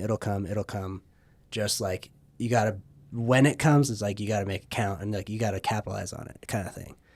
And, I mean, he wasn't really telling me, like that as a 10-year-old, but that's, you know, that's what I got from it. And then, yeah, it came from Brooke, you know, being in the Longmont newspaper. And then she hooked it up. And then from there, she literally kind of set my career and with that side of, you know, being a professional athlete. And she kind of hooked me up with Gags at Never Summer. And then Gags hooked me up with Dave Graves at Union and 686. And, you know, and then... those guys hook me up with those guys, you know, it kind of just all grows from that. And then, you know, so like that, like from Brooke to Gags to Dave, like that was like my main group of sponsors for a really long time until probably a few years ago. And then, you know, contracts and stuff kind of come into play, and you're like, you know, we kind of... It gets real. It gets real. Like, it's like product was amazing, but like now, like this is what it is. And by that time, I wasn't working with any of those guys from any of those companies. I was working with the team managers and getting product from all the team managers. And it was kind of just like, all right, so are we going to make this happen or not? You know? Right, yeah. And so like it some stuff kind of got switched up a little bit. But like at X Games a couple of years ago, like that's kind of how the Dragon deals just fell into place. It's like, here's some Dragon goggles. Yeah. Like I made finals and they're like, here, put these on. And I was like, yep. Yeah. And what All got right. it, coach? When I get to the bottom, I'm looking for that contract. Yep. Well, and I think like for anybody listening too, like I think what you're saying too, like, you know, before we got into the whole sponsor list, but like having that personal connection with your sponsors is such a huge thing. And like, you know, I remember being like a young kid riding BMX and I'd like email companies, and the thing that they would always tell me was like, yeah, we'd love to work with you. Your riding is great, but we don't know you, you know, and the fact that you're showing up, and then like when you get the opportunity, you're going in and showing face, and it's that face to face, like that's very rare, you know? So if you can figure out a way to do that, like then you become instantly more valuable to the people you're working with, because like you can't fake those interactions. You can fake the online interactions, but you can't fake like,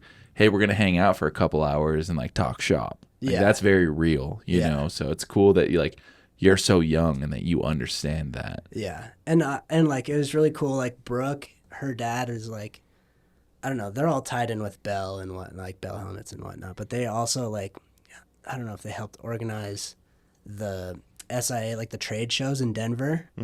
But like they'd always just get me a trade show pass. And I just, you know, it's kind of not the best time as a snowboarder, like being honest, to like go up and introduce yourself to companies, because like they're at the trade show looking at all the reps and looking at like they're there to make sales, not to like Hook up a kid, you know, with product or whatever it might be. But that's kind of what I did. Like I was like, she's like, you want a trade show pass? You can get to go look at all the new stuff. And then I'd go to the trade show and she'd give me like a box of all of next year's Giro goggles. And I was like, yes. And then, but then, you know, I started by then, I had those other connections at 686 and at Never Summer. And then I'd just kind of walk up to the booth like, hey, you know, like you probably don't even know me, but like I ride for you. Like I'm 14 years old or whatever. And my parents would drive me down there, and I just, you know, kind of just started making those connections like that, just because, I don't know, I just wanted to be in with them. Like I just saw that in the snowboarding community, and like I think that's with every like community. It's like it's the community. It's like if you're in, you're in. Well, and you're involving sure. yourself in the community when you're showing face like that. Because so many people talk about like, I want to be a part of this community, and it's easy to say that. Yeah. It's a whole different thing to show up and be that 14-year-old kid who's like awkward and like standing so in the awkward, booth, like introducing themselves. Like, that's hard to do. Every time it was really hard to do. Yeah. It was like full nerves, like, you know, as like you got to put sweaty yourself palms, out there. like, you know, it was pretty nerve-wracking to do when you're young and totally weird and different. And I don't really know, but I bet just those kind of did. interactions and just having the backbone to go talk to those people and stuff. Like you said, like you already rode for a couple of these people and you're like, hey, just saying what's up to you, you know? Do you feel like that really helped you as you've continued to grow in life and whatnot? Like I know that's one thing I have is I can talk to anybody. So I'll just go in fucking balls to the wall, you know? Like, do you find that that's helped you over the years with just having that confidence to be like, oh, fuck it, what's up, man? How are you? And I'm Chase, blah, blah, blah. Exactly, yeah. No, I think I'd say that's definitely like a skill I have. There's like, you know, like I was at like my girlfriend's work party and I was just like introducing myself to people. like who is this guy? Yeah. So you work here? Like, nope, not. I've been working in the sun all day long. Like, yeah, not happening. So, but whatever, it's a good time. That's sick, man. Well, let's talk about some of your favorite contests that you've ridden. I know you've ridden like the big stuff like X Games and Dew Tour and like the US Opens and stuff like that. Like, what to date has been your favorite one and why? US Open, hands down. Yeah. RIP. They haven't done it since COVID, and I don't think it's gonna happen again. Dude. But like, oh my god, just the way they treat the athletes and like the way that it was just all about the athletes. And a lot of other contests, it's like, yeah, it's about the athletes, but like we're event organizers and we're putting on this event, so like we're gonna make it more focused for the VIPs and the sponsors. Like Xfinity's gonna be here, like we need them to have you know, the best experience. Yeah, you know, where it's like the VIPs are getting like, you know, breakfast, lunch, and dinner, and it's super sick, and then it's like we're over here and it's like we get like some Pop-Tarts. weird Some, yeah, breakfast. granola bars. It's just like, yeah, granola bars, and that's it for the day.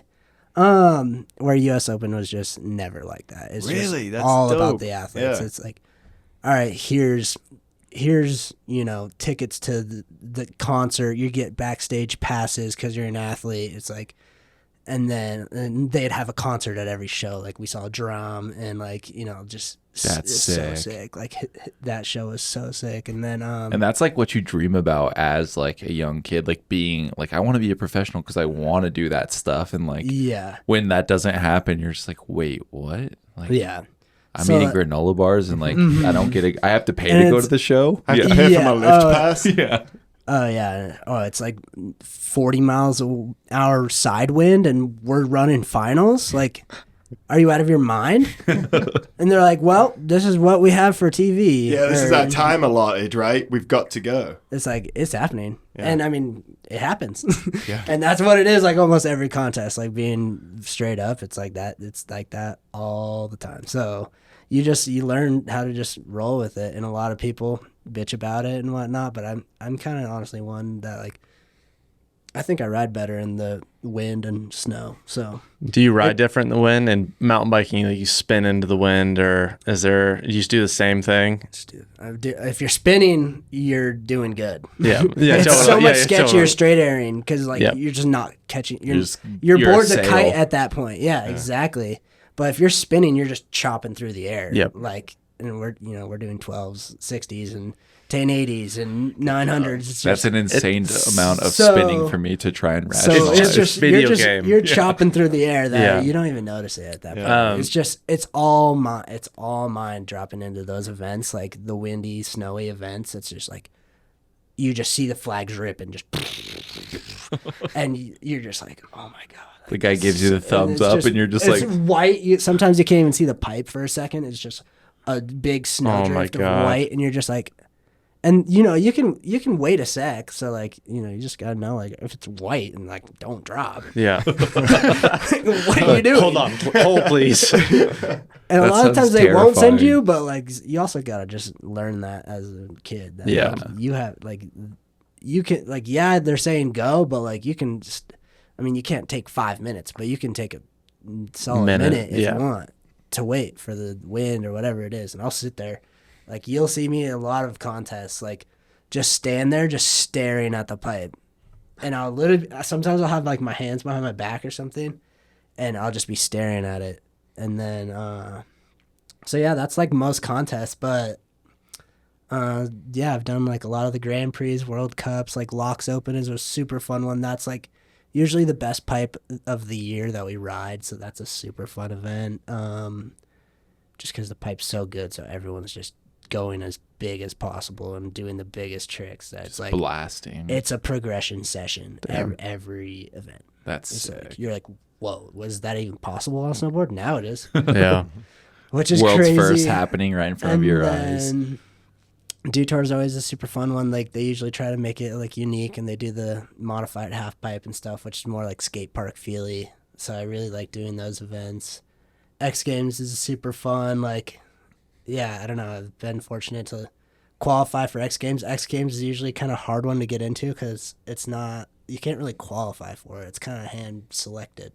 It's like they're like, oh, we're taking these 8 athletes, or we're taking these 10 athletes. Your first year for X Games, were you an alternate? Is that how you got into it? First year for X Games, I was an alternate, and then got in, like, but I was in Aspen, and I got in, I don't know, like 2 days before the event or something. And it was like pretty chill. Like, and they also had that year they took 16 people for some reason, and then they cut it down to 8 for the final, and I made the final. So that's how I got on Dragon, because it was like, I made the final. They're like, we want you in our goggles. And I was like, all right, sick. And then the next year. This is I love this story, dude. The next year was a fun one. Because after that year, I made a lot of finals in all those events. Like I made finals in US Open. I made finals in X Games. I made finals in Dew Tour. Like I think I made finals in every event that year. So, I just really good year. The next year kind of backed it up. I had better results in the end, but like maybe the first 2 events, or I might have missed the first final at Copper and then went to Locks and made the final there. And then a lot of the times X Games will invite you based on like your result at Copper or whatever. And I didn't get invited, and they're inviting 8 people, and I didn't get invited, and I was like, all right, fuck you guys. Like, I know I'm riding good, and I know I should be there, so like, whatever. F you guys. Like, I don't even know if I had an alternate spot at the time. And like, I should have. Like, I felt like I deserved it. The year before I made the finals there, like, it got like 6 or something. Like, I don't know. I just felt like I deserved that spot because it's a hard one to, you know, get and whatnot. So didn't get it. And then I'm like talking with my friends. I'm like, let's go do something during X Games. Like, I don't even want to be there. You know what I mean? Like, I don't even want to be around. I don't want to, you know. Just try and put it out of your brain. Exactly. Right. I was like, so Nick and my good friend Michael Kelly, I'm like, let's go to Jackson. First time, well, actually the year before I went there and I filmed backcountry in Jackson in the spring, but I was like, let's go there, let's ride the resort. I haven't even ridden the resort, so like, let's just go check it out. We had the Icon Pass, so it's on Icon. It's, you know, and then the Motel 6 or whatever hotel. Actually, we didn't stay in the Motel 6. Normally you do because it's like $60 a night. Yeah. Or maybe even cheaper.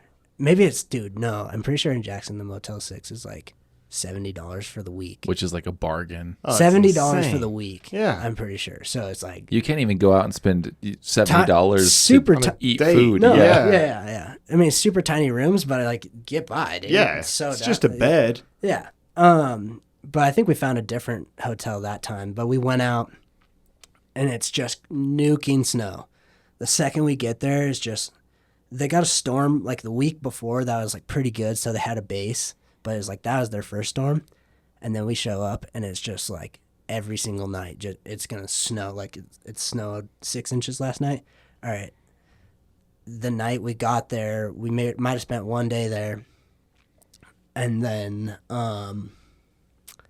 it snowed like 1.5 feet. And then it's like, all right, we got to be there like super early in the morning. And then one of my good friends lives out there, so he's like, I'm showing you everything. Like, we're doing it. I made all my friends get like beacon, shovel, probe, like, so we can go out of bounds and like hit the really good stuff. Like, I was like, dude, it's gonna be like your POW trip, that like maybe your best POW trip ever. You know what I mean? Like, this is how it's gonna be. So day one was like insane, like just so much fun. We just stayed in the resort all day long, just like insane, so much fun, super steep, like just hitting all the side hits. Jackson's just amazing, super stoked with the boys, hanging out, you know, after. Next day, like, we woke up, and I think I got a text like, all right, your second alternate for X Games. And I was like, okay.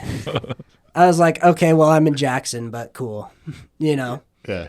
And then, like, another insane day, super fun, blah, blah, blah, blah, blah. And then I think that night was like, this is going to be the real snow. And then that was our third day there. And then I think that was supposed to be our last day snowboarding. We were going to leave. We had the next night booked, and we were going to leave the following day. But, like, on the mountain, and we legit got 2 runs in all day long because the tram, it snowed like 3 feet that night, like an insane amount. The tram line was insane. So super long laps, but we do like the whole tram up, hike out like 45 minutes to like fresh, like sickest stuff ever. And then like a 2-hour long run, you know, like probably God damn 8,000 vert or something, like insane. So sick. It was legit insane. Like, we were doing the longest runs maybe of my entire life. And so like we literally did 2 runs. And so like get down to the bottom after the first run, and I got a text, and it's like, all right, your first alternate for X Games. And then I was like, okay, whatever. No, like you say whatever, but like, are you getting the nervous? Are you getting the anxiety of like, oh well, how if I get this, how am I getting? I'm 8 there? hours from there right I'm now. 8 hours or whatever. I think what's going through your head? I think I got that text in the tram line, and I was like, I told Michael and Nick, I was like, yo boys, like, if we're doing this, like, you might have to drive me to Aspen tonight. Because you guys all drove up together. The event was the next day. Oh shit! It was like they were already practicing all week long. Like, X Games practice is happening, and like someone got hurt or something, and then like another person dropped out. Or like So it's like And you're I up was in just Jackson getting, just and- wasting and yourself. I'm just yeah. up in Jackson, just absolutely, just having the time of my entire life. But I'm like, oh, okay, I'm first alternate. So I was like, I think I mentioned to them that like they might be driving me to Aspen. I was like, and I'm not kidding. Yeah. And And they're your boys, so I'm sure they were just fuck yeah, dude, whatever. Yeah. For sure. And then, so then we go out, just another insane run. Just like, we do the hike out. Dude, we're literally, it's like waist to nipple deep. Like, Oh my God. so deep. Yeah. But also so steep that it's like you can actually ride it. Like Yeah. some resorts, like you can't even ride it when it's that deep. But like Jackson, you're in Jackson Hole, dude. Yeah. Like it's steep and deep, and it's just like all time. And then I think I just did a backflip off like this little cliff or something. And it's like, dude, I'm frothing. I'm just like, ew, it's so sick. And then I'm just standing there, and it's literally up to my waist deep. And then I get the call like, yo, you're in. Like, you got to be here tonight. The contest is tomorrow night. And I'm like, okay. and then I think like one of my friends was standing like right next to me, and I was like, we're going to Aspen tonight. And then they're like, oh really? And then I was like, yeah. And then I like yelled up to Michael or Nick that was like about to drop, and I was like, all right, we gotta go. Like, the faster the better at this point, because like we got 6 hours to You guys like are just like beelining to it Aspen. down. Down, yeah. And I don't think I think we like, we're like, all right, we're still going to make the most of it. Cause like this is our second run of the entire day, and it's like so good. Like you're not going to like waste this perfect snow and perfect cliffs and whatnot.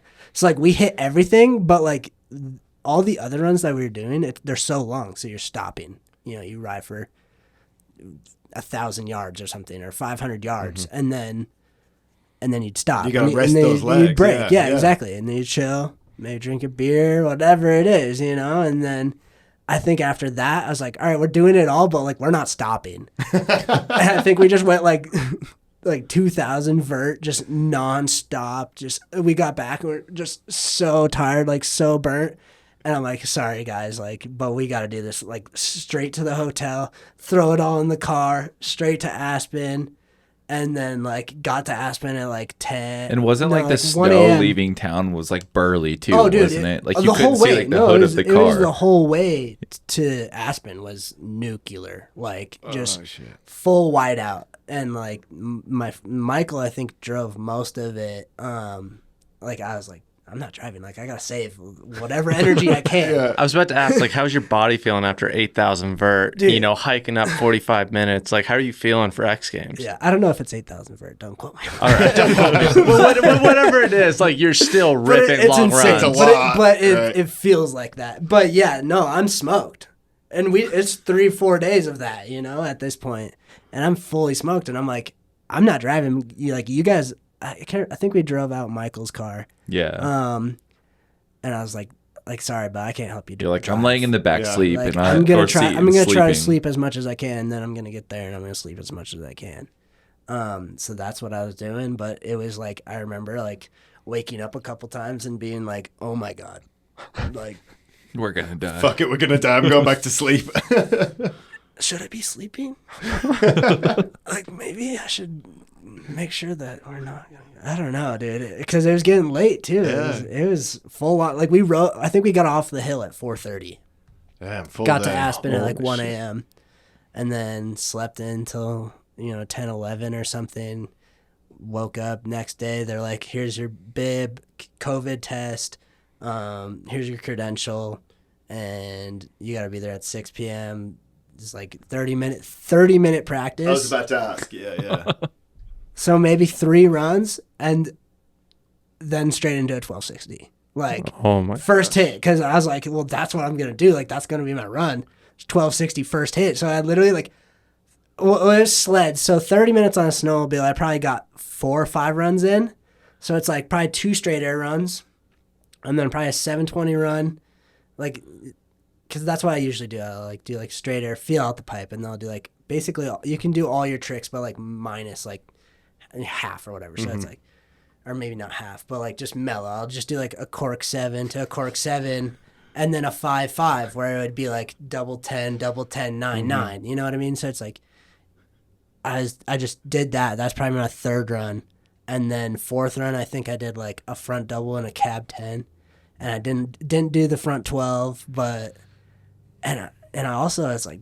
I don't even know why, but I was doing some like switch stuff and just feeling spicy. I was feeling it for some reason, but yeah, it's because you've been on the hill with the boys the last 3 days. Hanging out, having a good time, having fun. You're having fun just like you were as a kid. And at that point, I'm like 30-minute practice, like whatever happens. Like I don't, and I didn't win, but just damn, you guys that were wondering. So much better. I know. Imagine. I mean, it's still like I remember Nick telling me that story of like. He's like, dude, it was so scary driving like to Aspen. Yeah. And like the fact that you guys like made that happen, and then you went to X Games and like you still and then dropped just in and made just it work. No expectations, and then dropped in. I think since I was the last one to get into it because I was the alternate or whatever, I was the first to drop to open the session. Damn. It's like kick it off, and I'm like, all right, we're going front 12. Like, gotta juice yourself up, you know. Like, let's go. Let's throw this and then like offspring on. lace the first run, and I was like, sick. Damn. Yeah, like lace the front. Like the second I did the front 12, I was like, all right, it's just felt right. And that run was hard and too. that run was good. And then I think I got 4 runs or something that night, and I think I laced the third run also. Like I think I fell on 2 and landed 2. I think I ended up like 4th or 5th. So damn, dude, I was stoked. But I think like just what I was saying, like we talked about earlier about like you weren't worried about competitions. You were just having fun when you were a Grum, right? Just like upping one of your mates on the team and then having fun out in Jackson. And like you said, you were put in this position where you only had 30 minutes to practice. So it's like, all right, well, whatever happens, happens. I'm going to have fun out there. Do you think that changed your mindset versus maybe, obviously you've got a lot more experience with competitions come that X Games versus China, for example, where you had all those nerves. But do you think that if you were in another competition about the same time in your career and you had that week of practice, is there more nerves forming over that or is... Oh, totally. And then this last season was kind of like... So that season was all time. The year last year, they didn't do a U.S. Open. But the year before that was my 21st birthday at U.S. Open. Like at the U.S. Open. Oh no! And Nick and Michael and all my friends come up to hang. You know, it's like it's U.S. Open, like, and that's U.S. Open does it right. So it's free bar, it's open bar, it's you get the wristband, you're good. You're just going for it. Yeah. And so on my 21st birthday, I qualified for finals. So I was like, shit, I can't drink. You know, on my actual birthday. So and then that was the night. Excuse me. That was the night of the bowl party. Bowl is like a super, like the fanciest bowling alley restaurant thing in Vail. It's like just like one of the fanciest bowling alleys ever. And they do a big party there on Thursday night, and then Saturday night after the contest, that's when they do the concert, the backstage, all that, yada yada yada. And so it was the night of the bowl party, and then I was like, all right, I can't drink, so, and my agent was there and all this stuff, and I was like, so Michael and Nick, they're already 21. I was like, you guys got to go hard for me tonight. You know, I was like, you guys got to go hard. Like, here's some wristbands. Like, I got, you know, since I made finals, like, usually that's how it works at those events. It's like, if you make the finals, like, they hook your family and all your friends up more. It's like, you know, you get a family pass if you make the event, and then it's like, if you make the finals in the event, then it's like everyone gets VIP. Yeah.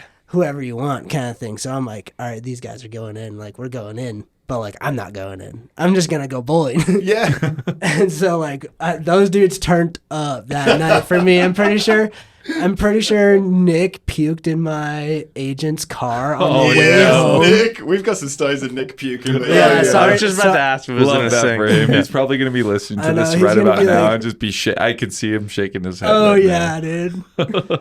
But I just, got to throw him. He had to drink Yeah, enough for throw him out and there. you, you know? Yeah, exactly. Yeah, Yeah, it's he your did. boy. Yeah, he's looking out He for did you. it up. And the agent's BMW, like, it's pretty legendary. We're not going to forget that one. Oh, I love it, dude. So, yeah. And then I think got maybe 4th or something. kind of like the fourth place curse a Yeah. little bit. So I don't know. I don't know if I got fourth at the U.S. Open, but I think I did well. And that's last year, right? And that was 2020. Okay. And then, so like that was that was kind of like what started like all right, we're doing like, I'm going for the podiums kind of shit. And every final, it's like, I want to be one of those top 5 dudes, not the like, maybe make a final. Like I'm a top 15 dude. Like it's like, no, I'm going to be in every final and I want to be a top 5 dude. And then that next year was kind of that for me, and it was pretty cool. And then like, so we went to Locks, then went to X Games, and then from that I qualified for World Championships, and there was also like one more World Cup at Aspen, and they were like late. A lot of the times our contests are in like January, February, and they're in March. And then so World Champs is basically the grown up junior worlds or whatever. So they were only taking 4 Americans and whatnot. And then I placed the highest in that contest out of all the Americans, which I think I was 6th, I think. That's and then the crazy. next day I got 5th.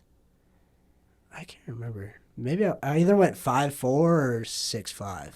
And then the next day, Shaun White beat me. So Son of a bitch. Let's talk about that for a second. What's it like dropping in next to one of the greatest to ever do it?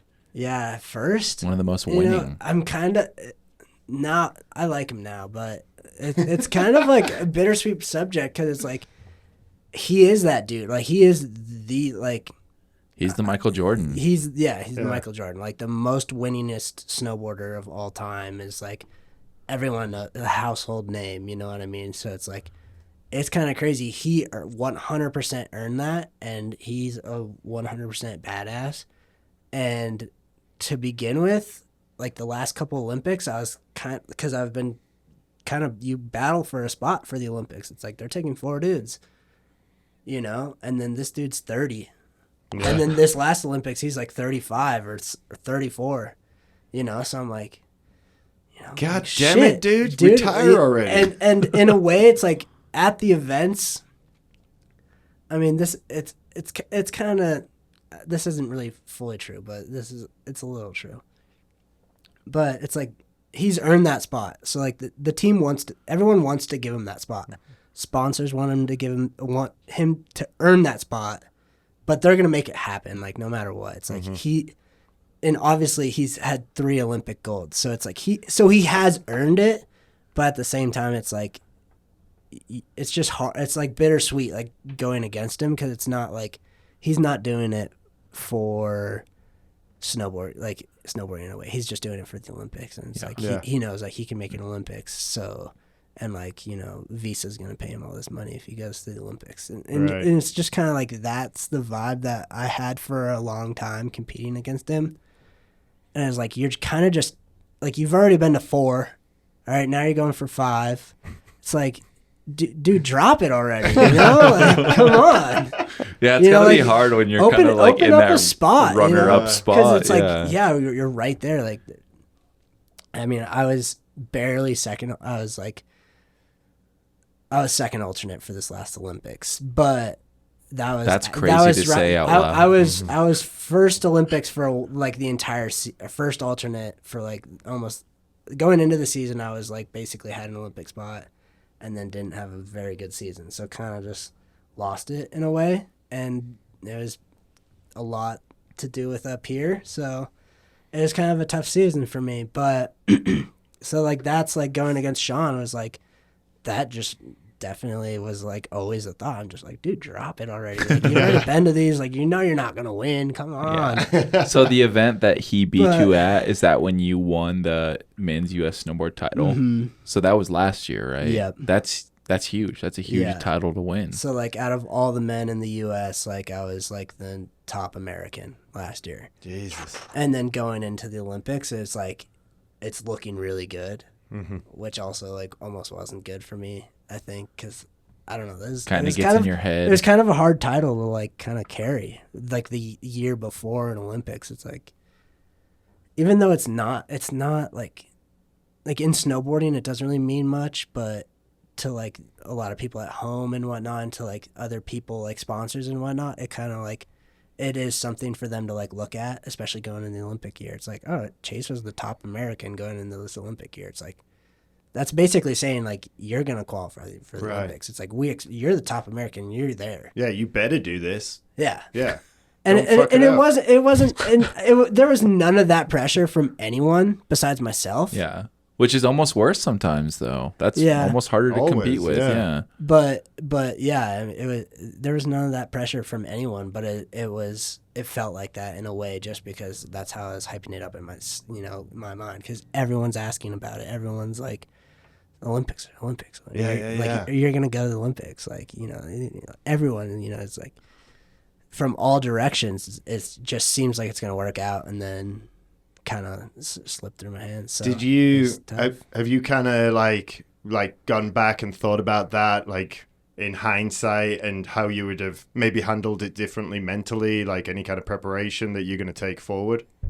Yeah, for sure. And I mean, for a while it was like I was doing I was having the best seasons of my life by just having fun for one, and then this year I was just like I wanted to not only like qualify for the Olympics, but I wanted to fucking like win the Olympics. It's kind of like my mindset was like at first, and also like that's a long shot in a way, but also it wasn't, and it was just like I just had a lot of consistency by going bigger than most of the field, like I'd say, and then just like going higher, more amplitude and whatnot, and then just like landing a little bit smaller tricks, but just making everything look good. And that was kind of my main focus. And then this last year, I'm like, tricks. That's all I could think about, is because it's like I already had that. I already had the consistency. I already had those old tricks.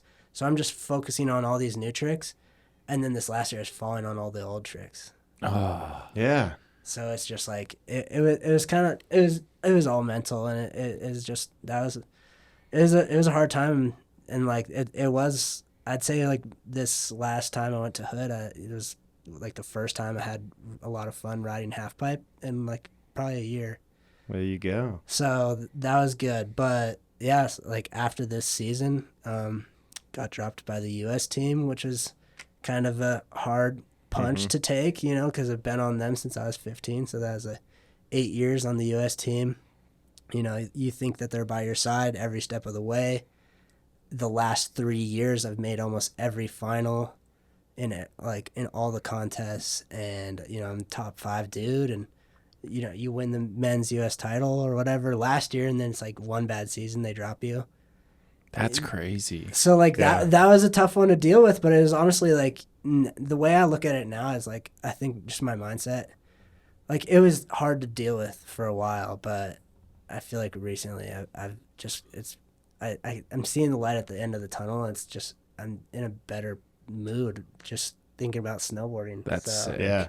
So does that mean you're going to start transitioning away from more contests into more like filming projects, or are you going to still keep focusing on the contests, or like do you know what the future looks like for you yet? Yeah, I mean, I don't really know exactly what the future looks like. I'd say at the moment it's like I'm gonna go for like the next Olympics and whatnot, and we're still gonna focus on contests. But luckily this year, since there's Olympic year, X Games was like January or February 10th or something, super early, and then we had no contests after it. And I didn't land it. Like I don't even know if might have landed one run this entire season. Might not have even landed a run just because I was so in my head. So it was a real bad year, contest-wise. And then I was just like, I need to just do something else. But I want to have fun snowboarding.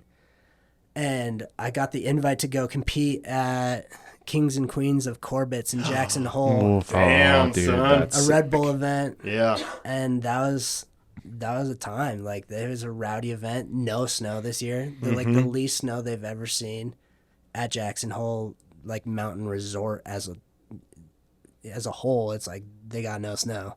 And then it's like we're jumping 30-foot cliff into this couloir onto ice. Oh, so dude, that sounds terrifying. It was crazy. But yeah, it was like just that was exactly what I needed to like stay like a little competitive, but also just like fully brought the fun out and everything. And the way that they did that event was fully for the athletes. It was felt like a US Open, kind of like the way they're treating everybody. There's only 10 men, 10 female or something, and that's men or snowboarders and skiers. So there's like, I don't know if there's 4 skiers and 6 snowboarders or 5 and 5, but it was all for the athletes. They pick a day that's going to be the best, kind of like surfing. They're like, well, there's no snow in the forecast and it's going to be brick no matter what. So like, let's pick the sunniest day. Yeah. And it was like at the end of the week. So we kind of just hung out and partied for the whole week before that, and just got to ride with a bunch of new people, met a lot of new people, met just amazing connections and whatnot. It felt like on that whole trip, and it just felt like a new part of snowboarding, and like, just being in the mountains that like I haven't really experienced. But it also like felt very similar in a way. So it was exactly what I needed. That was such a fun event. And then after that I was like, all right, F the pipe for right now. Like, we'll come back to it. I know how to ride a half pipe. I don't need to do it right now. So I have a snowmobile, and I just snowmobiled and filmed like all year long. I don't really know what I'm going to do with any of my footage, but because it's not the best. Like, it's a big learning curve getting out into the backcountry. There's a lot that goes into getting one photo or one shot. It's insane. So, I mean, I definitely got some clips I'm super stoked on, but I don't know if there's really enough to do anything with it or not. But it's part of that learning experience and having fun out there, right? Yeah, exactly. So I totally took a step back from riding, and half pipe at least, and learned something new. Just basically it was kind of like taking a season off of competing in a way, because it was like I kind of just at that point blocked out all of what happened in January and February. Yeah. Or like until X Games. Like X Games and before that, it's like I just blocked that out of my memory, and I'm just like focusing on day to day. And it was like good, but also then it's like I got back in the pipe, and it was hard, and I like wasn't really having as much fun in the pipe at first, just because it was like, then I started thinking about everything that happened before and whatnot. It was like, that was kind of like a little hard to like choke on, I guess, when I first started riding the pipe again, and first started doing those tricks again. That was like, I don't know, it was just all those emotions come back. I'm sure there's a lot of emotions that came back to it, and it was kind of crazy. And I was like, at first it was hard, but then I'm like, like, let's just do all the tricks I know, knock those out, and then it's like, let's like learn some like newer small tricks just to like keep it exciting and interesting and new, but also different, and like, or like just something new, you know what I mean?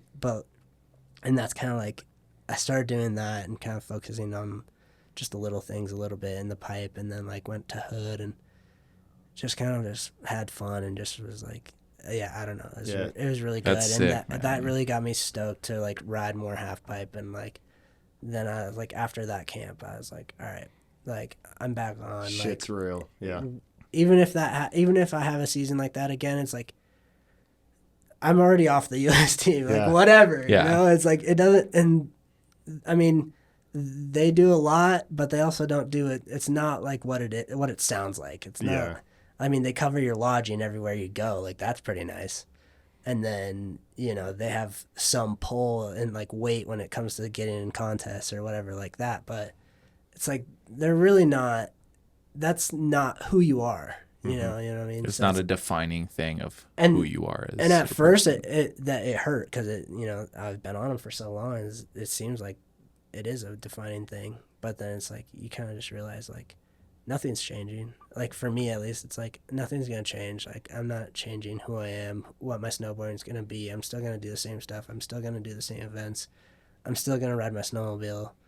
Like, I'm still gonna get after it in the summer, whether it's wake surfing, dirt biking, hitting the dirt jumps at 𝙎𝘾𝘼𝙍𝙬𝘼. Like, Yeah. And honestly, like this year I've been kind of going a little bit more like less, I've gone a little bit harder in the BMX, or like I was like, all right, I'm gonna hit all the larges on the Yeah. BMX bike, Yeah, I mean, which it I was haven't done in a long time. It was sick seeing you. Like, we just had a BMX jam last weekend with the Fast and Loose BMX crew, and it was sick seeing you out there cruising. Like, it's cool to see, like, that you're kind of reeling it back and, like, focusing on the fun. And, like, it's also, like, sick to me to see, like, that you are the caliber of snowboard rider that you are, and that you have, like, a day job at the same time. Like, that's, I don't think, something that a lot of people that are at your level are doing. Is like, you're home during the summer right now and you're swinging hammers and you're working your ass off in the sun. It's Let's real. talk about that. Like, I mean, it's real. I mean, I've even when I was on the team, like I was still doing that. Like my parents are like,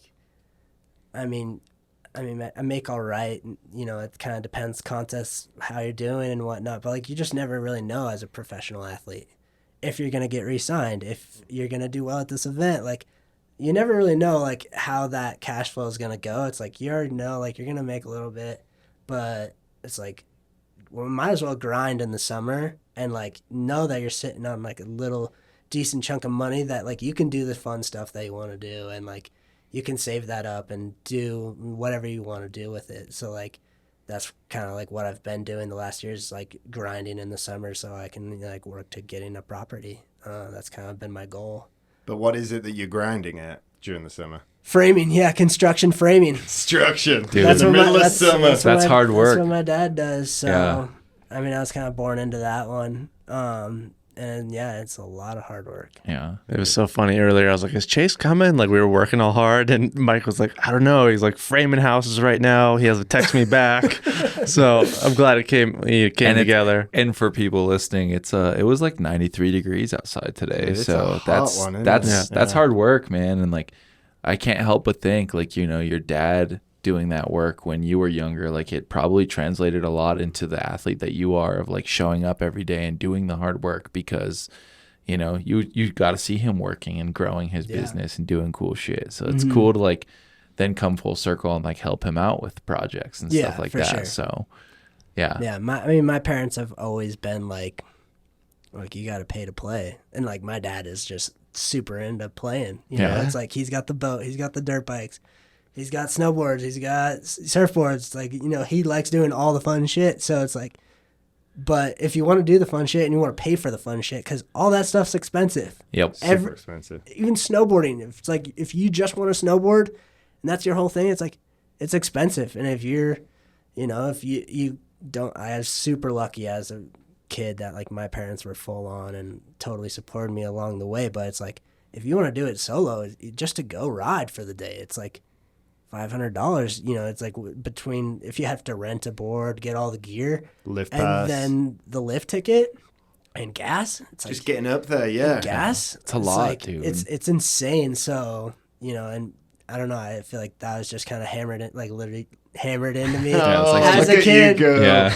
You see how hard I'm working? You know, You know? that it's like you're gonna bust ass, but it's like at the end of the day, it's to do all the fun stuff that you like to do. So it's like, and that's kind of been my thing this summer too, is like work all day and then it's like go do something after too, just to like make it worth it a little bit. Yeah. Like, so I've been playing a lot of golf, or going to the skate park after working, or I don't know, just trying to do stuff, like keep active like after work, and not just like, oh, I'm just gonna work the 7 to 4, you know, and then just drink a beer or something. Yeah. Which, I mean, yeah, you're gonna Kinda do, nice you're gonna sometimes. do when it's 95 degrees and you sweated for 8 hours straight. Like, yeah, it's brutal, but for the most part, I'm gonna try to keep it going. So it's just, you know, that way you're just having fun. Well, I got another question, maybe one of my last, but we never know with me, is, and it's going back to the snowboarding thing. So your opinion, what's your favorite trick between super steezy method and, I don't know, like a 12 something, or what, like one of the big, huge tricks? Definitely style. I mean, Style I'm of a style dude for Yeah. sure. Like, that's why I like watching the Fast and Loose dudes. It's like, I connect with that. Just like watching them is like, that's how I like to watch snowboarding. That's how I like to watch moto. Like all the stuff. It's like, when you see dudes going fast and like fully in control, it's like that's just the coolest stuff to watch. And I wouldn't say methods. In my opinion, Really? methods aren't my favorite. I'm out. Everyone's down with the methods. Yeah. And I mean, I love a good method, and I still try to do a good method. I can't, but Oh, that's why. but I'm more of a Japan guy. Ooh. Oh, okay, yeah. All right. Like tweak the Japan when the board's over your head. Like, Yeah. I have some photos that I just got recently where the board's like legit over my head, and I'm like, yeah. Dude, all right. That's sick. That's equally as cool. That is, all right, Maybe yeah. more cool because it's a little more rare to see. But if it was Yeah, a exactly. switch Yeah. method would be dope. You're dated, dude. Okay, You're dated. sorry. Yeah, I am definitely. But Danny's been doing that since 2014. Yeah. It's like, But that come first, on. yeah. I mean, but it's still. all so good. So Yeah. this whole time, I can't stop thinking about social media. You've been talking about doing contests. Obviously, you're, accomplished, and from X Games to Do Tour to Rev Tour, you're going to these trade shows when you're 14. Being that sweaty hand kid, being like, "Hi, I'm Chase. Notice me." But you haven't talked about making edits. Those things that I think a lot of us have done to make it in the sport. Did you drop any edits as a kid that kind of helped you get sponsored? But like when we got into this podcast, I was waiting for this to come up. It'd be like, yeah, I dropped this edit, Never Summer Noticed Me, but it's all been contest forward or something else. And it's kind of surprising. So was there any social media that you did that helped you move forward in the sport? A little bit, I would say, yeah, I mean, I've never really thought of it like that. I was super fortunate. I don't know how, but TikTok hit me up when they were starting, like in 2018 or something. They literally DM'd me on Instagram, like, "Hey, we're doing this app. Damn. It's all videos, blah blah blah Chill. blah blah." So I just started posting TikToks, and right off the bat, it's like 5,000 likes, 100,000 views. No Because way. they were blowing me up, because they wanted people like myself on the app. So it's like I started blowing up on TikTok, and I was like, "Oh, sick!" So now it's like I got a nice little cushy following on TikTok that's easy to like go and post a video and know it's gonna do all right. And then Instagram, it's like, yeah, it's always the same, but I wouldn't say like any like of that social media stuff has really, like, I've always tried to be really good at social media, and it's so hard to be good at social media, and I wouldn't say I'm good at it at all, but I've tried to have a presence on there, Yeah. and just like, that way. Because it's totally a thing. Like when it comes to doing contracts and stuff like that, it's like that's a thing they look at. They're like, you have this many followers. We're thinking that you're gonna sell this many snowboards because you have this many followers. It's like that's a way in their mind. It's like that's one way that they're looking They can at like it. quantify what your You know what I following mean? is. Yeah. So it's like you have to have it in a way. But I would say it wasn't one edit, or it wasn't really one video that really kind of did it for me. But definitely I've been trying to keep up with everything that's happening, and TikTok was super cool. And I was glad That's so wild. I was glad that when I got that DM that I started doing it when I Yeah. did, because literally like my first 5 videos, you can go and they have like 200,000 views, and you're like, Just blew literally up. the very first video I've posted, and I'm like, That's wild. didn't have 0 followers, like, Yep. and they just hooked it up at the time, and I was like, what? Like, that's sick. Thanks, dog. Sick. Well, and I want to like play off of what Sean said a little bit too. It's like, do you have any aspirations to film a sick like backcountry part or anything like that? Yeah. Like I know you said you've been kind of out filming and you don't know what you're doing with the footage, but like, is that something you want to put together? Yeah. So, I don't know. One more thing on TikTok. I mean, there has been a couple things like just with social media now. It's like you never know what's gonna blow up, and it is cool to see when your videos do well. Like, I don't It's know, like an affirmation I to show have you. had a couple TikToks and Instagrams that like you're getting millions of views, and you're like, wow, that's insane. That's a lot of humans looking at what you're doing. Yeah, that's just mind blowing to me. But for like being more real is like definitely filming parts and whatnot, and it's super cool. Like Chris Corning, another Never Summer rider, Mm-hmm. Olympian, medalist at Do Tour and X Games and stuff, like insane snowboarder. He did his own movie project, like was the producer of a movie one year, and invited me out, and that's when I went and filmed in Jackson. So that was kind of like my first time really getting out and building backcountry booters for a project and whatnot. And that was the year of COVID. Like, we were in Jackson when it all kind of shut down. Damn. And like, we were there for probably 2 weeks before it actually went into lockdown, and then we were probably there like 2 weeks into lockdown, and then people were like, you should not be in the backcountry. Like, everyone everywhere is like shaming you if you're in the backcountry. Because I mean, I remember which era. I didn't realize at first, but then it's like, now I look back on it and they're like, yeah, like, no one's coming to save you. Everyone's locked in their house. Like, no one's coming to save you if something goes haywire. And like, shit can go haywire so quick. So, but yeah, I mean, I did that, and you know, I was only part of the project for the Jackson Hole stuff, backcountry stuff. So I didn't get like an absurd, like, full video part or anything like that, but I got a lot of really good clips that I was stoked on. And then since then, I haven't really done any, like, I kind of focused on the Olympics, I guess, after that, and like contests for a couple of years, and like just getting better at snowmobiling, because that's a huge thing too. Is like, you got to be able to snowmobile to get to the spots, and like getting sled stuck is like, you can spend the whole day digging out snowmobiles, or if everyone's a good snowmobiler, like, you can get out to the spot and build a jump. You know, it's like, so is it a 5 days process to get a clip, or is it a 2-day process? You get out there, maybe get stuck once or twice, build a jump, next day shoot it. You know, it's kind of so like so I upgraded the snowmobile, got a little better at snowmobiling, and then this year had a lot of time, so you know, I just was like, all right, like, I'm just gonna get clips whenever I can, wherever I can, whoever's filming, like, I don't really care. So now I'm kind of in the process of just tracking it all down, seeing what I got. But I probably have some clips in the Mentally Sound movie. Like, they're a group that's like a little crew out of Breck. They did a movie last year, and turned out really well. One of my good friends is like the producer and like videographer for it, and then like Benji Farrow, like super good snowboarder, half pipe snowboarder, all around just ripper. So he kind of invited me out to Utah this year, and was kind of just like, yo dude, if you can make it to Utah, like, we got a place for you to stay, and we'll shoot you, and then we'll just figure out what to do with the footage later. That's cool. Yeah. So I might have some clips in that.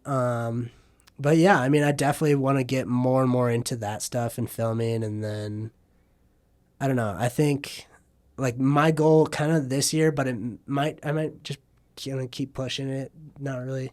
I want to just drop like a heavy ass solo part. That'd be sick, that's kind of my goal at the moment, is like, and I think this year it's like, I might have one clip that's like usable for like what I want. That's you know so what I mean? crazy to think about. But if it's like a 3-year project, yeah, and it's banger, yeah, like, it'll be worth it. It'll be so worth it. Yeah. Well, and you're so young still that like, yeah, putting something like that together is going to be pretty cool. Yeah. And it's cool that you're thinking about that now. So, well, yeah, let's move into wrapping this up. And yeah, I appreciate your time, man. This has been super fun. It was a lot of fun. One of the questions we always like asking people is, if you could go back and give your younger self a piece of advice, like knowing what you know now, what would it be? And you're still young. Yeah, that's a hard one to answer when you're still so young. Yeah.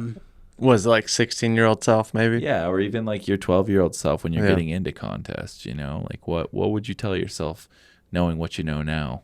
Especially, you know, going through your tough year last year and all that stuff. Or would you not have changed anything? It's kind of a funny one, but I'd just say hit the airbag more. Yeah. Mm-hmm. Yeah. Like, airbags, especially recently, and like I'm starting to do it a little bit. And I don't love the airbags, but they're getting better and better and softer and like more like hitting a half pipe. But for a long time they haven't been, and they like, I feel like you can get bodied just as hard hitting an airbag 5 times as just like trying a trick on snow. It's like, if you hit the airbag 5 times, you're not gonna be feeling good after it. But it's like, at least the flat bags, like the OG bags, just did not feel good. But I should have done it when I was like, you know, when I was a kid. When you could take the slams. When I could take the slams, because now it's like, I twisted my knee into one like last year or something, and I was like, oh my God. Like, that's so gnarly. But like, I wish I was like, when I was 15, 16, 17, was just like repping 12s and 14s and stuff into the airbag. So I think that's where I'm at right now. Hit the airbag more. Hit the airbag. Heck yeah. Well- And then, go ahead. Oh yeah. Well, we talked about people that you were kind of looking up to during the summit days, but is there someone now that we've heard your whole journey that you looked up to, or was the most influential person over the years?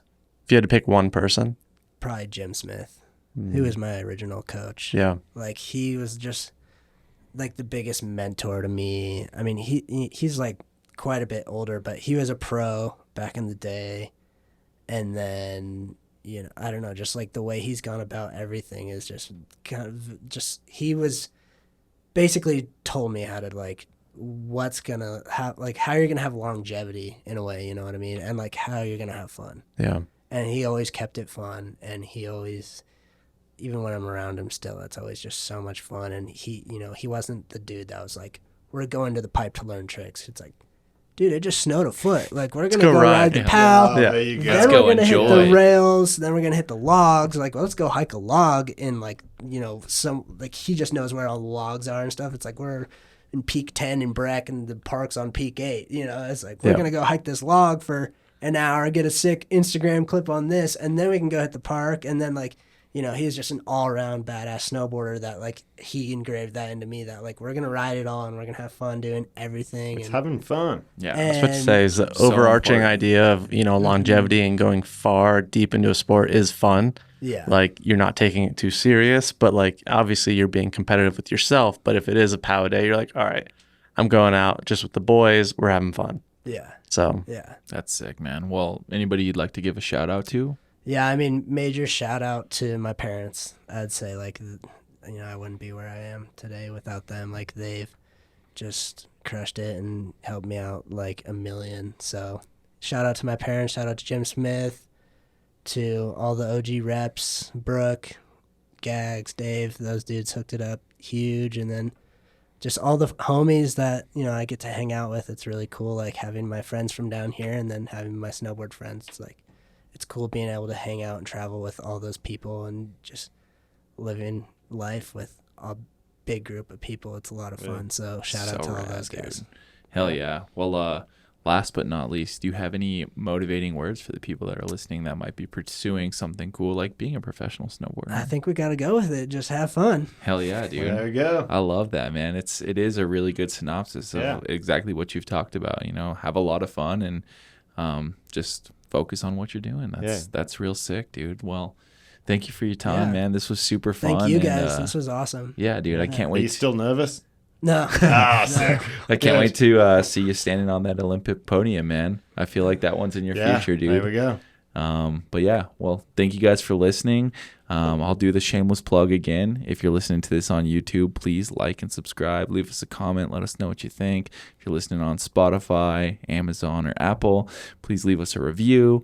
That helps us endlessly keep this project rolling. And with that being said, keep being scared of normal. We'll see you on the next one. Later.